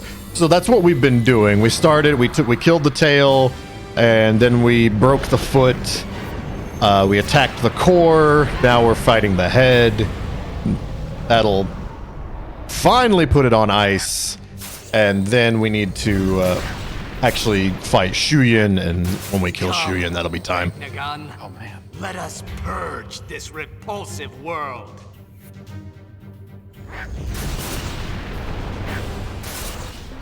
Yeah, like I said though, like once you get the party set up, once Flan's ready to go, like the rest of the run from that point on is in God's hands. There's not really a lot of influence that you have over what happens next. You could do another speed run while you're doing this speed run. That would be tricky, but you could probably pull it off. Didn't Quo do that with Minish Cap? That sounds vaguely familiar, but the actual instance, I'm not sure. Quo is here. He could tell us if he's, around. I paused Minish Cap to do a 5-minute game and then continued Minish Cap. That's what it was. Not at the same time, though. Okay. I've legit thought about something like that because there is one game that I run, or that I used to run. It's a real-time strategy game called Command & Conquer Generals 0 Hour. Nice. One of my favorite RTS games. And there's a mission that is a 25-minute auto-scroller that you can, set up in the first couple minutes, and then you just wait. Oh, dude, there's so many games that you could, do a secondary speedrun of just in the middle of that. I've definitely thought about doing a snap run in the middle because that would be sick. That would be legitimately sick. Do a 3-minute I'm speed run to get everything left set up, and unspoken then for 1,000 slap years. the N64 on and be like, all right, let's fucking knock this out. Remember this moment, folks. Clip it, save it, store it away. When it happens, you can be like, I was there. Yeah. And What's funny is what I would do is I would just open up Solitaire and play a browser over the game. You just open up Halo Wars, play another RTS. A better RTS. I would not say the Halo Wars is a better one. It's definitely different, and I like it a lot. But I don't know if I'd say it's better per se. But it's more interesting and much more modern. Didn't you play Halo Wars with us once? I did. I think more than once. We should play more. I fucking love that game.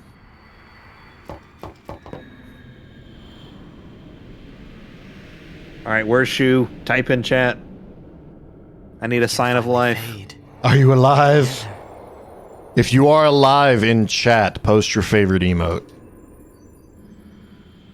Playthrough of a legendary, and I guess Caden is the default romance option for FemShep. That makes sense because Caden and Ashley are kind of analogs for reasons I won't explain. You are not led. All right, so time is coming up. Time will be on the last hit of Shuyin. Probably the second flare. Depending on crits.